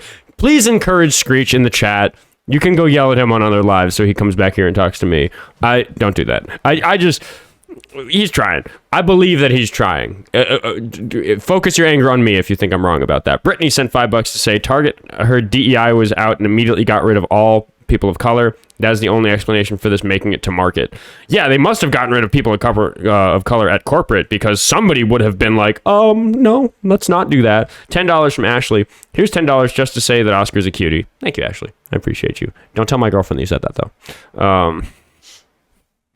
All right, I think let's make sure that Lucky Phil's not screaming from all the way in Australia. No, we're good. Okay, Screech. I'll give you the big camera, Screech. Don't show your cigarette. Where are you? You're muted is where you are. Let me invite you to unmute. Yeah, there. Am I unmuted? You're unmuted. All right. Yeah, I had cataract surgery over the last month, so I have to wear these fucked up glasses. Oh, dude, you look pretty fly. Big sunglasses are like so in right now. You do not understand how fly you look. Oh, yeah. That's awesome. Yeah, can we at least appreciate the fact that like when Screech came on and gave his big apology basically for being a chud and said that he has switched sides and that he will probably be voting Democrat. Can we just probably, let's lose the word probably. Thank you. Yeah, that's what you said then. You know you're voting blue now. Can you just talk, just to save some fucking face for the show I've hosted you on today, can you remind us how much less shitty you feel for now not being an angry chud so much anymore, Screech? I feel all right. Ah, fuck, man. I smile. That's what you told me. You told me the last time you were on, or time before that maybe, that you're smiling these days and that you weren't smiling so much before.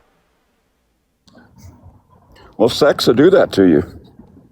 Yeah, what? Hold on, what? What is going on my show? Huh?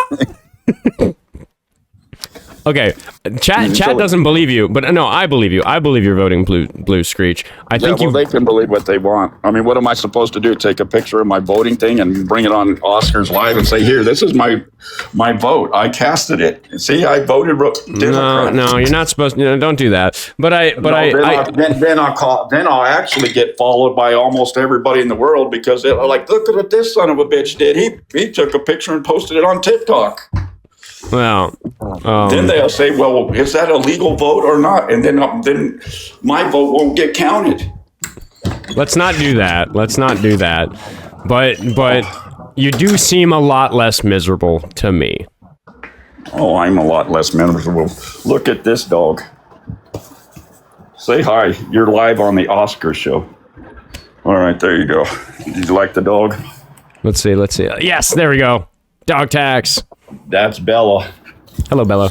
And that's her rope. All right. So anyway, let's get back to me. I hate to. All right. Are we talking about George Floyd now? Is that what happens next? Yes. Oh God. No, it's not George Floyd. It's the whole thing that came. Let's go back to March 16th or 15th or whenever Fauci came out and Trump came out and said, we have to close the country down. Everybody has to wear masks, blah, blah, blah. We all know that. For 3 months, until the George Floyd thing or whenever that happened, everything was calm, cool, and collective. Nobody was out except to go do what they were doing telehealth and whatever. Then all of a sudden, this shit happens. And then all hell broke loose. Portland went off. Denver went off, Chicago went off, New York. I mean, fucking everybody in the nation, flooded the streets, tearing up shit. And it all started because of what happened in Minneapolis. What I want to know about Minneapolis is, why can't you guys fight your own fucking battles? Well, you know what I mean? First of all, we did. Would it have gone any differently, do you think, in Minneapolis if there hadn't been unrest elsewhere? I think everybody, if it wouldn't have happened and nothing happened in Minneapolis that day, No. You're not. But you're changing my question before answering it. You're saying why can't Minneapolis fight their own battle? And I want to pick that apart. I've got a lot of things I want to talk to you about that line about it, that thinking about it. But just really quick, do you think that we needed other cities to respond in order for us to get the conviction that we wanted with Derek Chauvin? Yes. I don't think that that's the case. Specifically, the thing that we were most angry about is the charges against Derek Chauvin. We wanted there to be at least a second-degree murder charge, which there was. Okay, I've been to prison, all that. I've been to jail in the 90s and everything else. Okay, I've had the canine because I had warrants and everything else, and the canine came after me because I got in a high-speed chase, and the canine got me. Okay, and then the cops after that, they kneeled on my neck, and I didn't die. Okay. You know what I mean? Let's not get too lost on that. I'll put it this way. The thing we were protesting is a huge problem everywhere in this country. And the thing that triggered people going outside and participating in demonstrations in 2020 was bigger than George Floyd. It was bigger than Derek Chauvin. It was bigger than Minneapolis. It was a situation that has been brewing for a long time that still hasn't been dealt with, that there have been other demonstrations about, and people were fucking fed up in 2020. And I think it's important to look at the moments where there's a little bit of that powder keg effect of something being ready to go off for a long time, and people seeing something so unjust as the death of George Floyd and wanting to respond to it and say, we're not going to stand for this. Don't let this shit happen in our city. Charge this officer. Charge the officers who were there and didn't interfere, which in Minneapolis we did. Yeah, well, we had a lot of good cops get knocked off because of that. You know what I mean? No, I don't know what you mean. In Denver, we had a lot of good cops that got fired over that. Got fired over what? Because they came out and said, now we have to go do this, this, and this, and now we're not allowed to use this type of force, but we got to use this type of force. And then after that became a lot of cop schmurders, you know what I mean? And a lot of bullshit after the fact. That's what I'm saying, is that it was ridiculous that one incident turned into 50 cops being put in their final resting place. And it was ridiculous. You think that 50 cops were murdered because of that? Yes, and it wasn't because of that. It was because now they had to go and institute, you have to use your taser more than you did before, and so they're using their taser. Now the dude's firing at the person and now the cops more at Screech. Here's what I think is going on.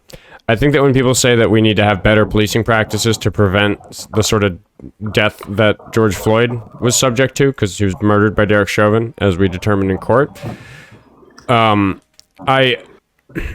think that the response from people who are opposed to that sort of reform often involves creating the sort of rumor that you just described, that there's this, because police aren't allowed to use force in a way that protects them, here's all these examples of police officers getting killed in situations where they otherwise would have been able to defend themselves. That's the sort of argument you're making, right? Yes. And then wait. Screech. Here's what's going to happen. I want you to try to prove that to me. What do I Google to find out if that's true? Oh, no. Just look up the excessive force on how much restraint now the cops have to show. Well, so what's Florida doesn't go by that. Well, but hold on, Screech. What words do I type into Google to figure out if what you're telling me is true? What laws have changed since 2020, I guess, with police enforcement? What laws have changed since 2020? Derek Chauvin or whatever incident, whatever that is. Well, okay, here we go. We can say what laws have changed since George Floyd, which actually is not the worst Google search term. So we have the Vera Institute, which I've heard of them, but I can't recall if they're super good or not. I'd have to look, but we can see 5 years after George Floyd's murder, what's changed. And then between 2020 and 2021, chat or Discord, let me know if Vera Institute is good. I remember them, but I can't recall off the top of my head if they're good.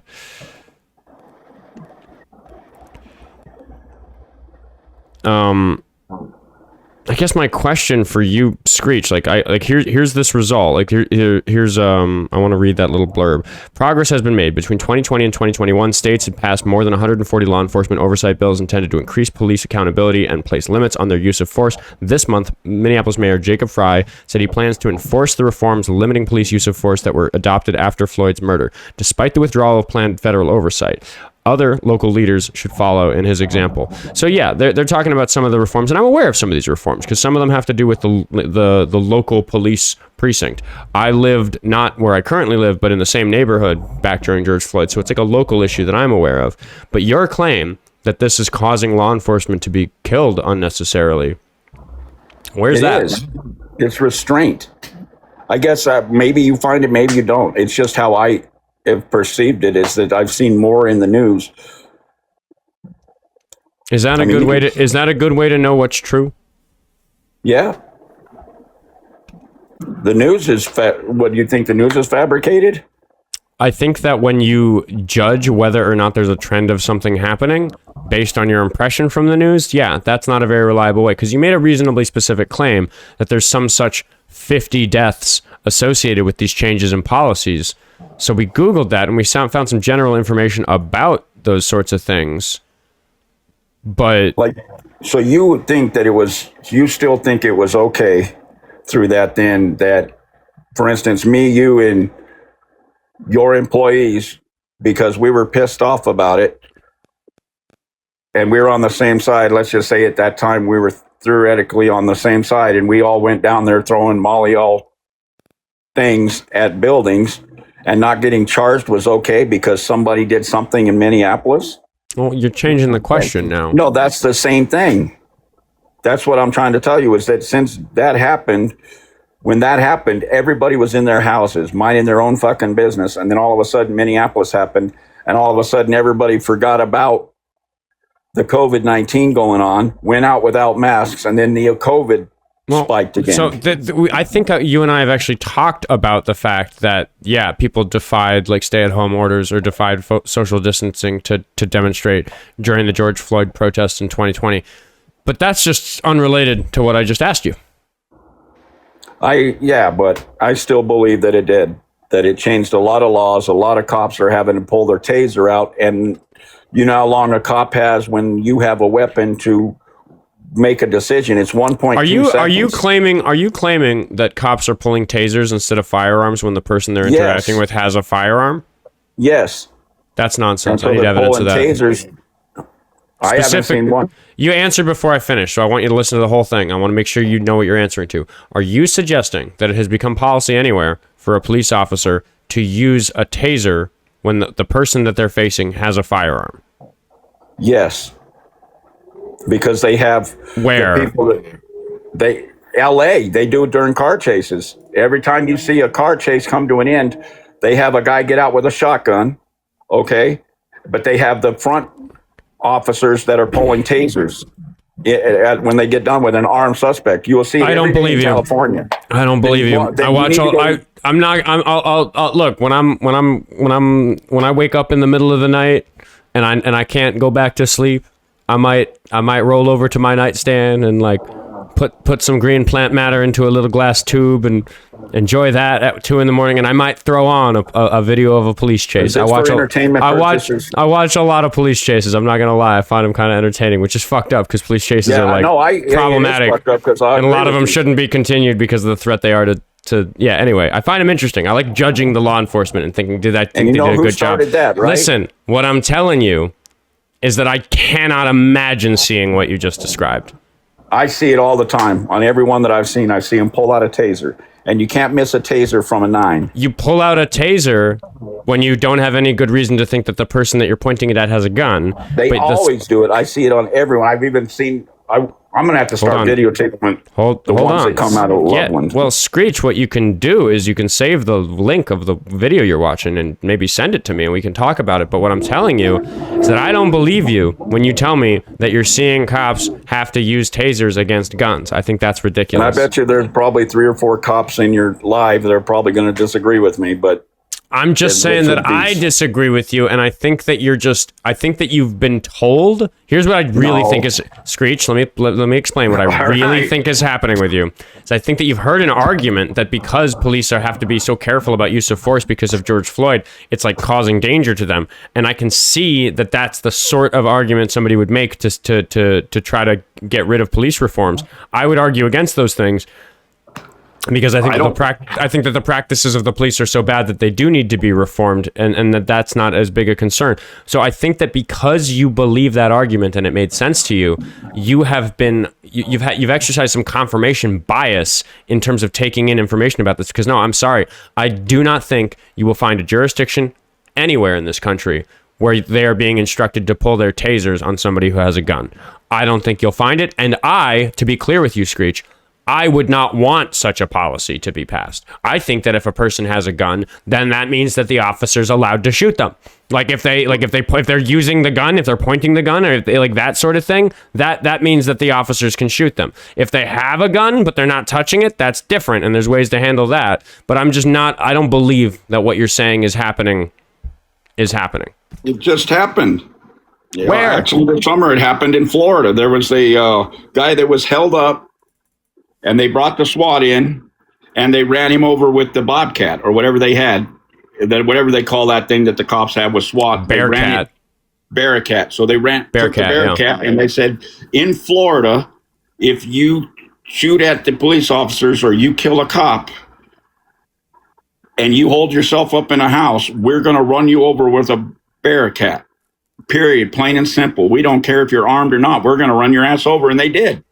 See, and there was nobody. When I'm talking to you, Screech, there's this thing that I'm always considering, which is like, how reasonable is Screechmeister being right now? Oh my God! And I'm just telling you that I feel like your unreasonableness dial is cranked up pretty high right now, because I'm really trying to nail down this thing about police officers. Then look it up. It's Florida runs over suspect with Bearcat. It should have been over the last 90 days, somewhere in this summer that it happened. And I watched it live on Fox News. And he said it, and listen to the sheriff's statements after that. He will plain as say, in Florida, if SWAT comes in and you shoot a cop, we will run you over with a Bearcat to get you. I'm fine with that. You are? Yeah, if you shoot at the police officers, fucking sure, they can run you over with the Bearcat. I'm fine with that. I did find the story happened in California, not Florida. Okay, so California. But again, so when I was talking about the unreasonableness slider, Screechmeister, the thing that I'm getting at here is that we weren't talking about that. I'm saying that I don't believe you when you tell me that police officers are basically not being allowed to use lethal force when the suspect is using lethal force. And I'm just not understanding. Let me rephrase it. What I'm saying is they went back and retrained themselves on restraint. Okay. Mm-hmm. And they all had to go through doing it since 2020. Okay. And now they're getting so used to pulling their tasers that the first thing they go to is the taser in a situation like that, and they're getting shot. Okay, so you can make that sort of argument and say that that's happening. And what I believe has happened here is you've heard somebody else make that argument and you've believed it. And because you believe it, you're sitting here fighting tooth and nail for that point. But I don't think that the person who convinced you of that had proof either. Now, I would be lying if I said I heard that from anybody else. Wait. I didn't make that up. I said I've watched the police chases where I've watched them, and at the end of it, they go right for their thing, and then you will see them put that back in and pull their gun out. By that time, they're shot. And I've seen several cops get shot after high-speed chases. Yeah, high-speed chases are messy, but I don't. There's a okay. Here's what we need to do. We need to consider the fact that you're not going to come up with very data-driven perspectives if you sit and watch police chases. Is that fair to say? I'll give you that.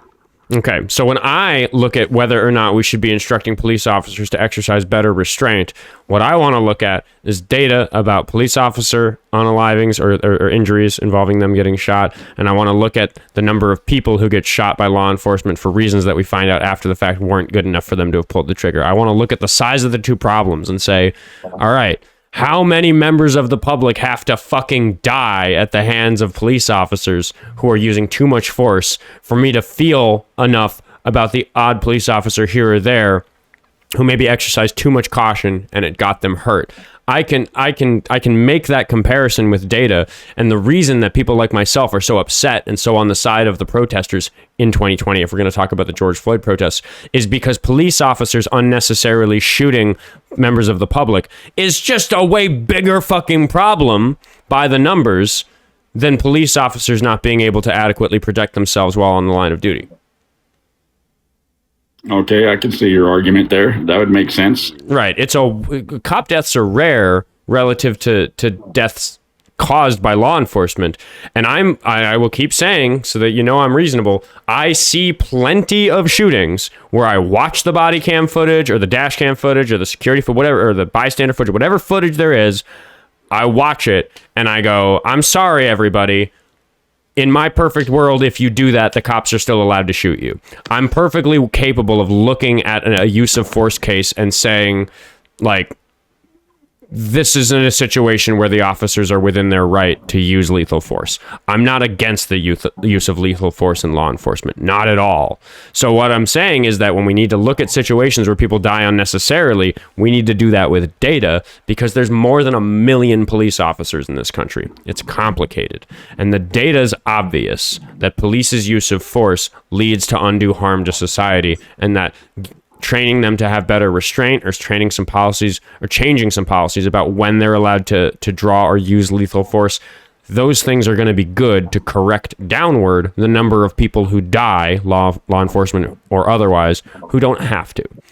And that's where pretty much every position on everything that I has comes from, is from that type of analysis.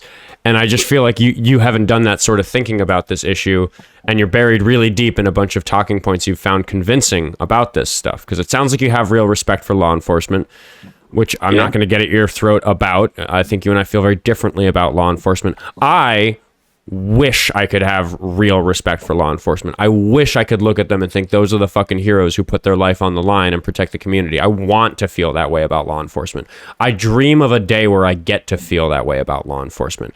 I dream of that. I really do. When I think about what I want to see happen in my lifetime, when I think about what as a young person, I'm 31, I might get to see 50 more years of this play out. When I'm truly excited about some of the things that in my lifetime I think could be corrected, I think that policing is one of them. And I so wish that we get to a place where somebody like me, with my perspective on civil rights issues and my perspective on data-driven approaches to policing and stuff like that, can look at policing and say, oh yeah, there's always going to be some bad apples that we shouldn't let spoil the bunch, but policing in general is going well in this country. I want to live in that world, and I think that world can exist. The data tells me that that's not the world that we live in, and the sorts of people who make the sort of arguments that you're making towards me never have data. So now we're up to par. Now, this is a question you should have asked me back when I first talked about this subject. 2 days after this happened, the same thing happens in Los Angeles. And I want to hear your point of view on this, because another live I was on and said that, and they said it because it was the cops, it was okay, but because ICE did it, it wasn't okay. Now, where's the conflicting story? They have a suspect blocked in, contained in Los Angeles. Suspect backs up, officers coming from the front. The guy backs up, does the same thing as Renee Good did, and the cop fired and put that person down. But that got no story. I'm not familiar. I'm not familiar with. I'm going to find that story so that I can give that to you. It happens the same way. Absolutely. If you want to play the game of watching footage and like assessing whether or not I think the officers behaved reasonably and whether or not you thought the officers behaved reasonably, that's fine. I'd love to do that with you. Come such a time as you have that story prepared so we can find it. But what I am going to get at is probably what the chat is screaming about it not being the same, because there are things that allow. So why are they screaming that it's not the same? It is the same. I don't know the details. I don't know. But what I'm saying is that there are when we get to use of force guidelines about whether or not an officer is allowed to pull the trigger on a driver of a vehicle, there are certain things that allow them to do that. So I would hope to see that if the trigger was pulled, it was because the driver of the vehicle had done one of the things that, according to the use of force guidelines, make it acceptable for the officer to pull the trigger. And if it wasn't, then I would just say that that's not acceptable. Also worth pointing out that the use of force guidelines would be different, because in the case of Jonathan Ross killing Renee Good, I referenced the DHS use of force guidelines that have some very specific lines about what he was supposed to do in that exact type of situation, and he didn't follow those use of force guidelines, which makes him pulling the trigger unjust. And because the trigger pulling resulted in her dying, resulted in a homicide, that makes it an unjustified homicide, which the word for in our legal system is a murder. So like I understand all those details in Renee Good. If I'm to look at a Los Angeles police chase or something that or police interaction that results in that type of use of force, if I'm going to talk about whether or not it was right or wrong, I can use my own eyes. If I'm going to talk about whether or not it was legal or illegal, I'll have to study the use of force guidelines for law enforcement officers in LA. Maybe I disagree with them. This Kenosha shooting, blurry fucking edge case. The guy did have a knife. According to the use of force guidelines in Wisconsin, officer didn't technically do anything wrong. Maybe I feel like the use of force guidelines are what's wrong, not the officer, and maybe that's still worth protesting. Like, it's nuanced and complicated, but I can't sit here and tell you what. That should have been a taser, no bullet.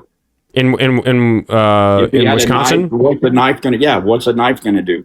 If you tase it, W screech on that one. I agree. The officer in Wisconsin should have tased him, not shot him. And I think that, but I do believe that their use of force guidelines made it acceptable for him to shoot him. So the problem is the system, not the particular officer in that case, which is an opinion that is sometimes unpopular, because I don't, a lot of people don't want me defending the officer at all. And I probably wouldn't defend him personally, but just in this instance, I can say the thing that caused the wrong here was the training, was the policy, instead of the exact actions in that moment of the officer. Because I would expect that any officer following his training in Wisconsin, or I'm brain farting the city, Madison. Was it Kenosha? Madison. It was Madison. I thought you said Kenosha. I might have misspoke. I'm like brain farting on it right now. But my point is I can judge each of these things carefully and come to a conclusion about what I think this means for use of force. But the fact of the matter is that the police in this country shooting people who they shouldn't shoot is a bigger problem than law enforcement officers facing violence. And I would point out that even if it was equal, like even if it was an equally big problem, I would point out that the law enforcement officers sign up for that risk and members of the public don't, which makes it very different. And it's to me, it's if you don't fuck around and find out, you don't have to worry about the situation. If you just pull over and stop, nobody has to worry about it. Just get up, put your hands up, and that's it. But hold on, Screech. I want to just teach you something that maybe will make you think a little bit differently about that. Because I could talk about a lot of different ways in which I think that what you just said is really problematic, but I just want you to imagine the circumstances of a person very different from yourself and have you consider that that's not so easy a piece of advice to give everybody. Because I do think that you're right, that a lot of unjust killings by law enforcement, a lot of these murders could be prevented by somebody being way more careful when they get pulled over. Really 10 and 2 on the wheel, all that stuff, right? Like, that's kind of the argument that you're making? Yeah. Jaden in the chat beat me to it, but I'm gonna lay it out in a slightly more long-winded way. Do you recognize that it is reasonable for a person with dark skin to be afraid of police officers? Oh, that was the next point. Yeah, I agree with that. Okay. Do you recognize that fear makes it difficult for a person to behave with extreme care? Yeah, at certain aspects of it, yeah. So the type of way that you're supposed to behave at a traffic stop to make sure that nothing goes south for you, that is a type of way that is difficult to behave when you're scared. Do you agree with that? Yeah, because being scared, you're always gonna do fucked up shit. Well, you know not necessarily fucked up. You might just be jittery. You might just be a little too quick with your movements. You might just have a hard time following the instructions. Fear makes it hard to behave perfectly reasonably in those situations, right? Yeah. So what Jaden said in this chat about you saying that you should just behave yourself on a traffic stop, what he said is that that's pretty easy for a white guy to say, and he was saying it in a much more concise and less nuanced way that I'm saying right now, which is that I just got you to admit that it's not so easy for a person who's not white to behave in that way on a traffic stop. I agree with that, but at the same time, I can tell you that I was in a bad neighborhood in Chicago when I lived there. Hold on. Wait a minute. I'm going to No, I want to but I just want you to sit in what you just said, which is that you recognize that for people who have been the victims of the systemic racism problems that we have in law enforcement, these instructions just aren't that easy to follow. That once again, that's like a toss-up because it depends. To me, each traffic stop is different. Okay, but at the same time, they're the same. If you just do what you're told, 9 times out of 10, nothing's going to happen unless you got a sour cop. Well, hold on. Stop. Listen, you said 9 times out of 10. Do you recognize that number is different for people who aren't white? I guess I've never seen it, and I've been in some pretty bad neighborhoods. You know what I mean? But you're white. I had blacks in my car and got pulled over. Let's not call them blacks. I will give you the boomer pass on that one, but can we say black people instead of blacks? All right, fine, black people. Why don't I? Yeah. Black people. How about I just say friends, and then I don't have to come across and people think I'm a racist because I said something. I had my friends in the car that were different than I was, and all at the same time we got pulled over. They said, "Can you guys throw the keys out?" That's an anecdote. That's another anecdote. And we talk about data, and we know. How is that an anecdote? Because I'm white, and they were, where they were. An anecdote. What's an anecdote? What does the word mean to you, Screechmeister? Trying to do something chemically to science. I don't know, antidote. No. So you're not understanding the word. It's not antidote, which is like the cure for something in medicine. We're talking about the anecdote. Do you know that word?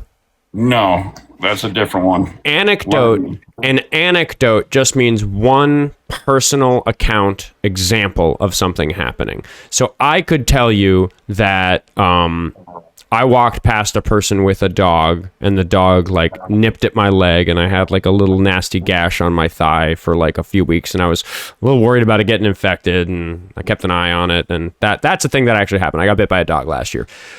Should I say that dogs are unreasonably dangerous and we shouldn't let them in society? No. Okay, because why is it a bad argument for me to say, based on my experience with that dog, that we shouldn't trust any dogs and we should get rid of them in society? Because pretty much it's been proven that between 80 and 90% of dogs that don't bite. Well, it's because there's more evidence out. You're right.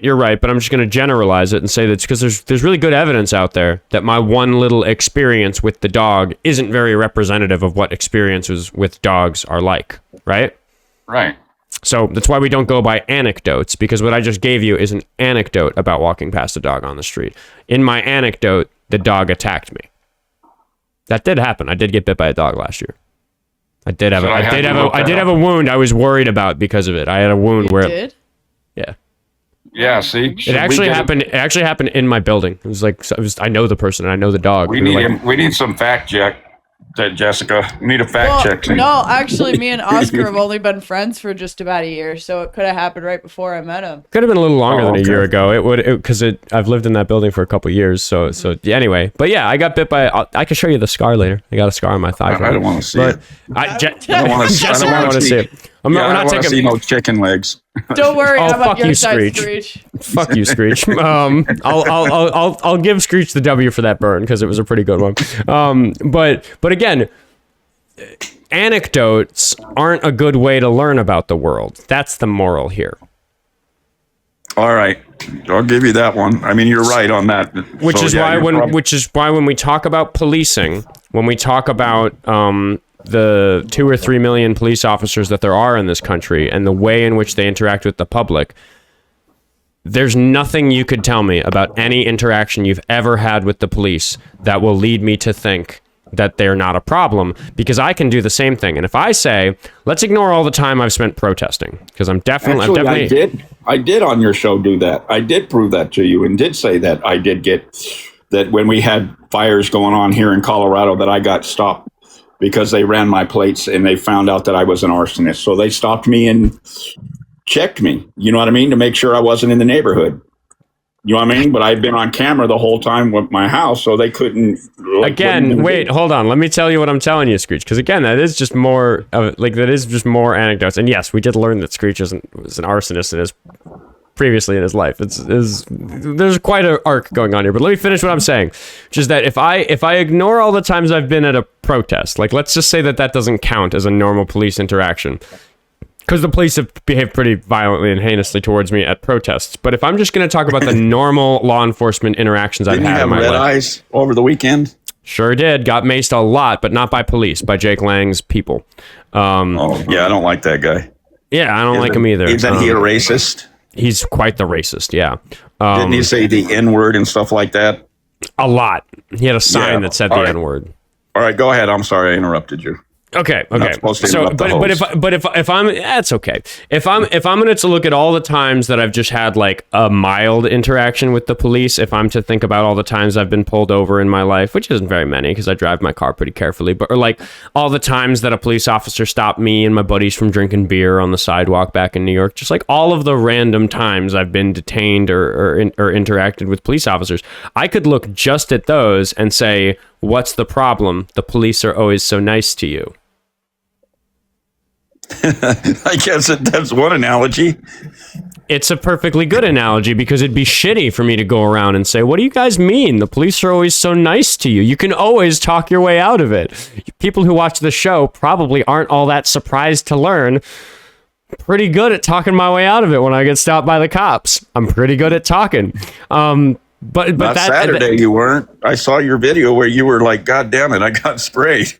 Well, it wasn't the cops who sprayed me. It was the fucking Nazis in that pickup truck. Jesus. But yeah, so I could judge the law enforcement by my personal anecdotal experience with them and say, oh, if you just behave yourself on a traffic stop, you'll be fine. Oh, did the cops catch you smoking a doobie with the boys over on that street you like to smoke doobies on in Lower Manhattan? I might get my naive young Oskar might say, oh yeah, just give it to them, tell them the truth, and be polite to them, and they'll let you go. And that's terrible fucking advice for a lot of people who don't look like me. You got me. I mean, what am I supposed to say? I mean, I've seen it. I've also seen it the other way, where I've seen a carload of them and then they got pulled over, did what the cop said, got their driver's license back, got a ticket, and went about their business. They had nothing to hide. That's another anecdote, right? But what I'm looking at is that there's data about police officers making bad decisions in the course of their stopping members of the public, and that how many, Oskar? How many cops actually do look like? You know what I mean? It's not Alabama. It's not Georgia that we're talking about. It's not the South that we're talking about. We're talking about in normal states, because those states, even maybe South, as far as South Carolina, you could go, that those states are proven that they do that and have gone against the grain. You know what I mean? I don't know. I didn't quite follow. Georgia, Alabama, South Carolina, maybe Louisiana, and then maybe Mississippi. I seen it a lot when I was in Biloxi, Mississippi. So I could see where you're saying that. I don't know what you're saying you saw there, though. Huh? I've seen it. Where they get pulled over and they get all pulled out and frisked and everything to find out after they took the dog around the car, they were telling the truth when they should have just. Okay. Those are individual examples again, though. So like, here's an example. There's a study called the Veil of Darkness study. I'm gonna have to look that up. Veil of Darkness. Yeah, the Veil of Darkness study, which was about the fact that police officers, they found, were more likely to pull over African Americans or non-white people generally during the day than they were at night. Like, your odds of being pulled over as a non-white person go up during the day as opposed to at night. And do you know why that is? Because they can see you. See who's in the car. Right. So when the officers can see that the occupants of the vehicle are not white, suddenly they're more likely to be pulled over. What's the explanation? What's the explanation for that other than racism? I don't know. I mean, it could be that's the neighborhood. I mean, it could be that it's the. Well, so this was it was a big enough study that we're pretty sure it's a pattern like that. And when you bring me these examples, imagine that study came out and I said, well, or I can't say it because I'm a white person, but imagine if a person of color said, well, I'm black. I drove down the street during the day and I didn't get arrested. I didn't get pulled over. Therefore, this study is wrong. Is that person making a good argument? He could. I mean, you got to see the numbers of the city. I mean, well, that's just it. That's just it. He's saying, never mind the numbers of the city. I'm going by my example, where the thing that the study says is happening didn't happen to me. But the study is never going to say that the police officer pulls over the black guy 100% of the time. That's the sort of situation. The only time that the anecdote of like a police officer not pulling over a black person is gonna prove the claim wrong is if the claim is that the police pull over 100% of black people, which nobody's arguing. What we're arguing is that on average, law enforcement agencies treat people who aren't white worse than they do people who are white, and it's only with big numbers about big data sets where you're going to be able to see that sort of pattern, and the pattern's very clear. And there's no life you as one person could live that could tell you that pattern is wrong, which is why I keep shooting down these anecdotes, because I just don't give a fuck what's happened to you in your life, Screech. I give a fuck interpersonally, but it's not going to affect my opinion on this data. It's the same thing. It's the same thing as when people say, look at this horrible crime committed by this illegal immigrant. I go, yeah, there's 12 million of them. Of course some of them have committed some nasty crimes. That's probably why I don't believe Wyoming should have 2 votes in voting. You know, the 2 delegates or electoral votes. Senators. Senators. I believe they should only have 1. You know what I mean? I don't know how. I do agree that Wyoming is overrepresented in the Senate. I don't know how you got there just now, Screech. No, I'm just saying that I guess it's. I guess when you're saying racism and stuff, I'm looking at looking at populations. So that's what I was meaning by Wyoming. Okay. If it was domesticated white, and then all of a sudden, to them it's a foreigner. Okay, because you got to put it in perspective. To them, it's a foreigner in their community that she could be passing by. Okay, and all of a sudden, that's a different individual that they don't know in their community that they stop. So I could see where it could be. And then you're a white person that goes through the south side of Chicago or in the Greens in Chicago, and I promise you, you're going to get pulled over. So you could say it both ways, that if you aren't a black person in Chicago, you could make up different ways for the police officers to be racist. But as a matter of fact, the data tells us how they're racist, is what I'm saying. But are you looking at the communities that this is at? If it's these sorts of studies always correct for that sort of thing. So it's a little bit like saying, like, oh, of course citizens commit more crimes than illegal immigrants. There's way more citizens than illegal immigrants. No.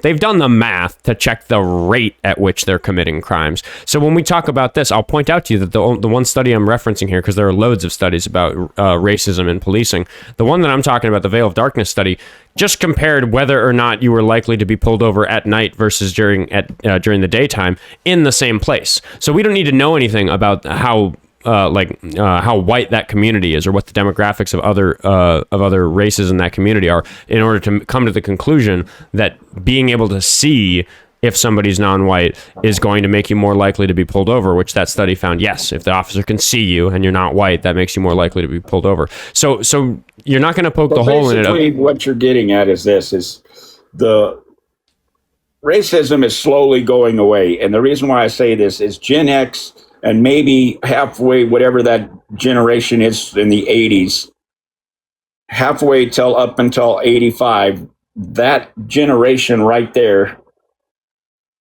basically was brought up to, like I was brought up to not like them.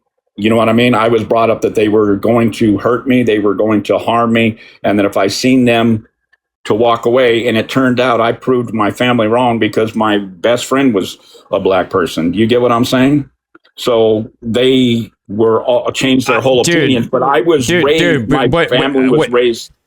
You know what I mean? What I'm telling you, though, is that racism will get away faster if people stop using anecdotes about their own life. I agree with you. There's no reason to be racist. But I know what I just said. I just said we were taught that if you had they called them foreigners in my day. If you associate yourself with a foreigner, you're going to most likely get yourself in trouble. You're going to end up going to prison. You're going to end up doing this. They're going to be bad for you. They're going to cause disruption in your community. And it turns out my best friend didn't go to prison, didn't go to jail, didn't do anything. And who went to prison? I did. You see what I'm saying? So he didn't leave me. He wasn't around there when I committed my felony. So everything they said was wrong. So I believe, Screech, that you don't think that black people are any less capable or any more criminal than other people. I don't think that you have that type of racism going on.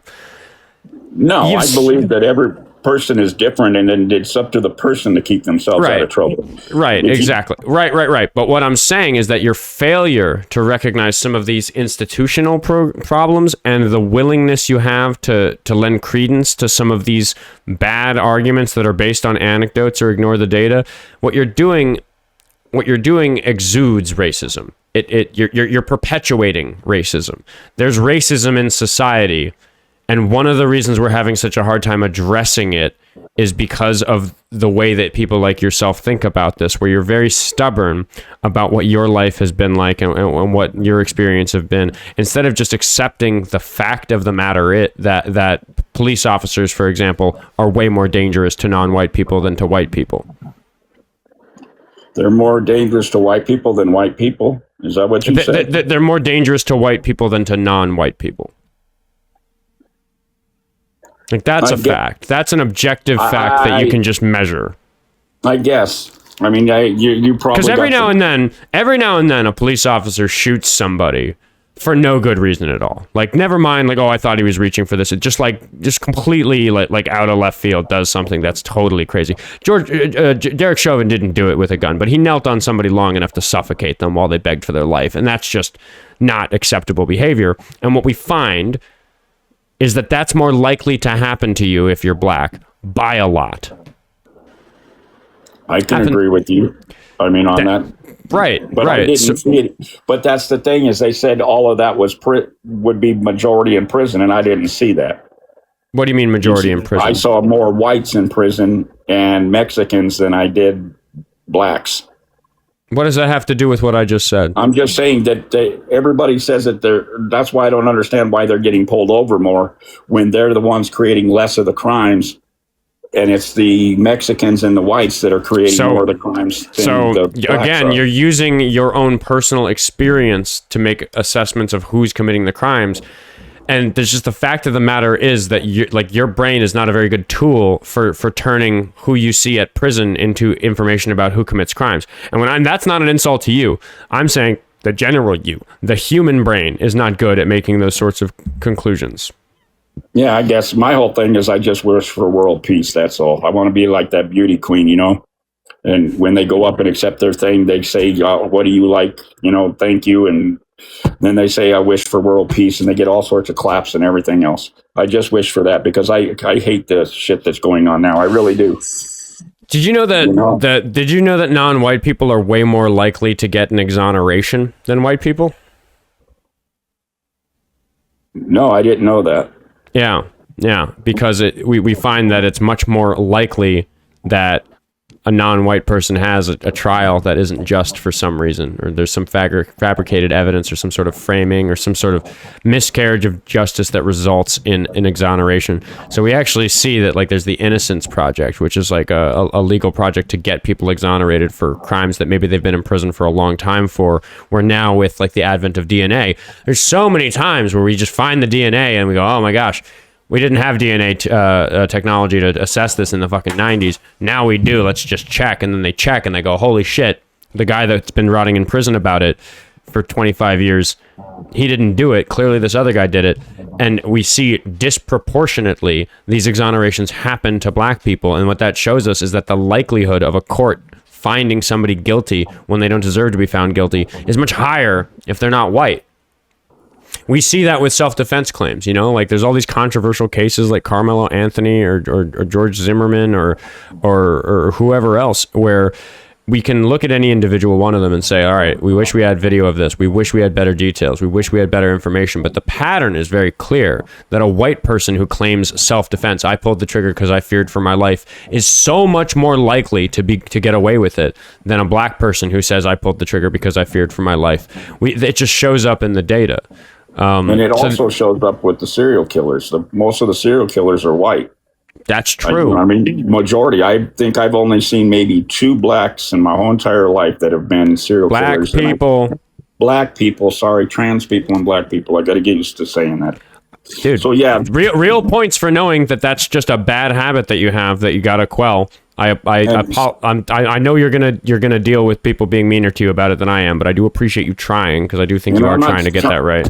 I mean, I'm not trying to be mean to anybody, and I'm not trying to. And that's the thing. The chat can let me know if they disagree, and they have been, because you know my chat doesn't always side with me on the airtime I give you. But I do believe you are trying to get this stuff right. I think your chat mostly hates me, to tell you the truth. I think I came on wrong and presented myself in a different light, and then they all turned on me, and they're not going to give me a chance. I'm actually curious. I genuinely, like, normally when I pull the chat, it's because I'm just like farming engagement. I don't give a fuck what they're going to say, and usually it's just to clown on the guest because they're going to agree with me. But I don't actually know what the split is, so I really do. I'm going to open both chats and I want to look at these. Let me know just with a yes or a no in the chat if you really do think that Screech is trying to like understand these arguments, and like if he's operating in complete good faith, and if he's trying, then give me a yes. And if you think that he's just a hateful person who's like not interested in knowing like why he's wrong or whatever, then there's say 1 no, 2 no's, 3 no's. Yeah, more no's than yeses. See, they don't like me at all, Oscar. Oh, hey, I will say today the YouTube is giving you lots of yeses. Yeah, I'm not on YouTube. I'm on TikTok. So yeah. Wait. Hold on. I bet I can. I feel like the YouTube chat likes you so much more than the TikTok chat. I bet I can do this. It's also because I'm known on YouTube. I do a lot of quilting things, so a lot of people around quilting know who the quilt guy is. You know what I mean? Hold on. YouTube chat. Oh, is it just black? Is it not going to work? Why isn't it showing me the YouTube chat? Oh, lame. Okay, hold on. Let's get rid of that. He's not trying enough. Oh my! What am I supposed to do? Get down on, like when the Chicago Bears beat the Packers when they were having a losing season in 2024 and beat the Packers on the last day? Am I supposed to fall down on my hands and knees and say I can't believe that just happened? I'm just gonna open. I've just opened. Hold on. I can't say I'm sorry enough, Oscar. See, that's what happens when you go left. You can't apologize. And I think that's a problem. I think that the people on the left need to unclutch their pearls about the fact that people who make progress aren't going to be perfect right away. So I want to go.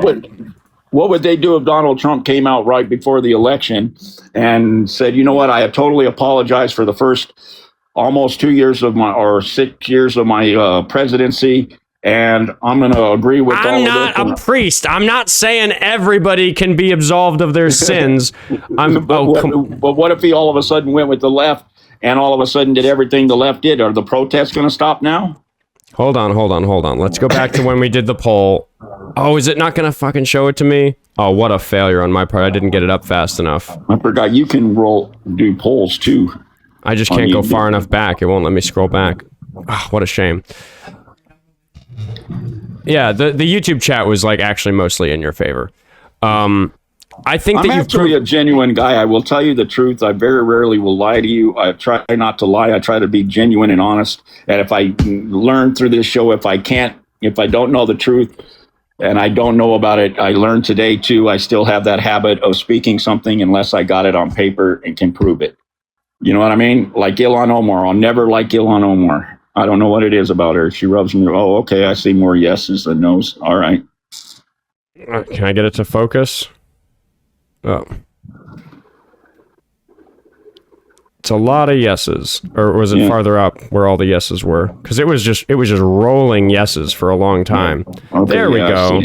Oh yeah, that's as far as it. it'll go. It was mostly yeses on YouTube. Thank you, Jesse. See, No, I'm not and I believe you. I believe that you're fucking trying to, dude. I really, really do. I just think that there are certain areas where you have such inner conflict in your beliefs that the walls go up and you start throwing these anecdotes at me that just aren't actually going to convince me that you're right about this stuff when mountains of data say that you're wrong. Because what the data are, like, data is a plural word. Did you know that? In the same way that like trucks is the plural of truck, data is the plural of datum. It's like an anecdote is one piece of data, a datum, like one individual datum, and then data. That was my problem back in the 80s when I was supposed to be getting an education. I was looking really good and hooking up instead of following my doing my studies. You know what I mean? Right. So when I bring you a study and I say that this study has a bunch of data, the data might be thousands of cases. And we're looking at like a bunch of cases and making averages about them. So if you give me an anecdote, that's like you give me one datum. Or like 2 anecdotes, that's 2. 3, that's 3. Whereas the study is 10,000. The study might be 100,000. Depends on the type of study and the bigger the data set, the more accurate the study. But it takes so many anecdotes to get you to a place where it's reasonable for you to assert that the trend that you see is better than what the data is telling you, because you have to essentially just have enough anecdotes for you to have good data. So that's why I keep sliding it off the table when you tell me about one thing that happened somewhere to somebody. Oh, this black person didn't have this bad thing happen to them because of law enforcement, like therefore this pattern about law enforcement isn't right. But just a counterexample that just doesn't show it, like I can say that I got attacked by a dog and that doesn't mean that dogs are dangerous. I could also say that I passed like a grizzly bear and the grizzly bear didn't attack me. That doesn't mean that grizzly bears are safe. Like that's fucking silly. So the idea that you can find a black person who wasn't assaulted by a police officer, like that doesn't mean that police officers are safe for black people. Like that doesn't follow in the same way that it doesn't follow for me to say that grizzly bears are safe because I can find an example of somebody not being harmed by one of them. I mean, that was just like Monday. I came in your chat and said I'm marked safe from Donald Trump. Just being a smart ass, you know what I mean? So I didn't hear what you just said. What was the example? I said Monday I came in your chat and I just to leave a message on this thing, I said I'm marked safe from Donald Trump. And then I popped out and then I seen Dean and I went and harassed Dean. Trying to get up on the show to debate Dean because Dean refuses to debate me. I think he's scared of me. Honestly, I think Dean's afraid to pull Screechmeister up because I think I can out debate Dean. I think that Dean... He's afraid of me, Oscar. He sees me, but he never says anything, and he never does anything to pull me up to debate me. I don't think that Dean is afraid of you. He's afraid of taxpayer. I don't he won't think debate taxpayer because he lost a taxpayer. I think that Dean, with the viewership that he has, he doesn't care. He doesn't give a fuck. Dean, I'm trying to tell you what I think Dean thinks of you. Are you interested in my thoughts there? I know you. I know you value and respect my opinion. I think that Dean runs a show where he's not willing to try to convince somebody like you, who's going to take many, many hours to convince, because he has so many viewers and so many people willing to call. It's better for the show that he runs to try to get people who need a shorter conversation. And I don't think that Dean's show is a good place for the patience that's necessary to make progress with somebody like you, which I have shown takes hours and hours over weeks and months.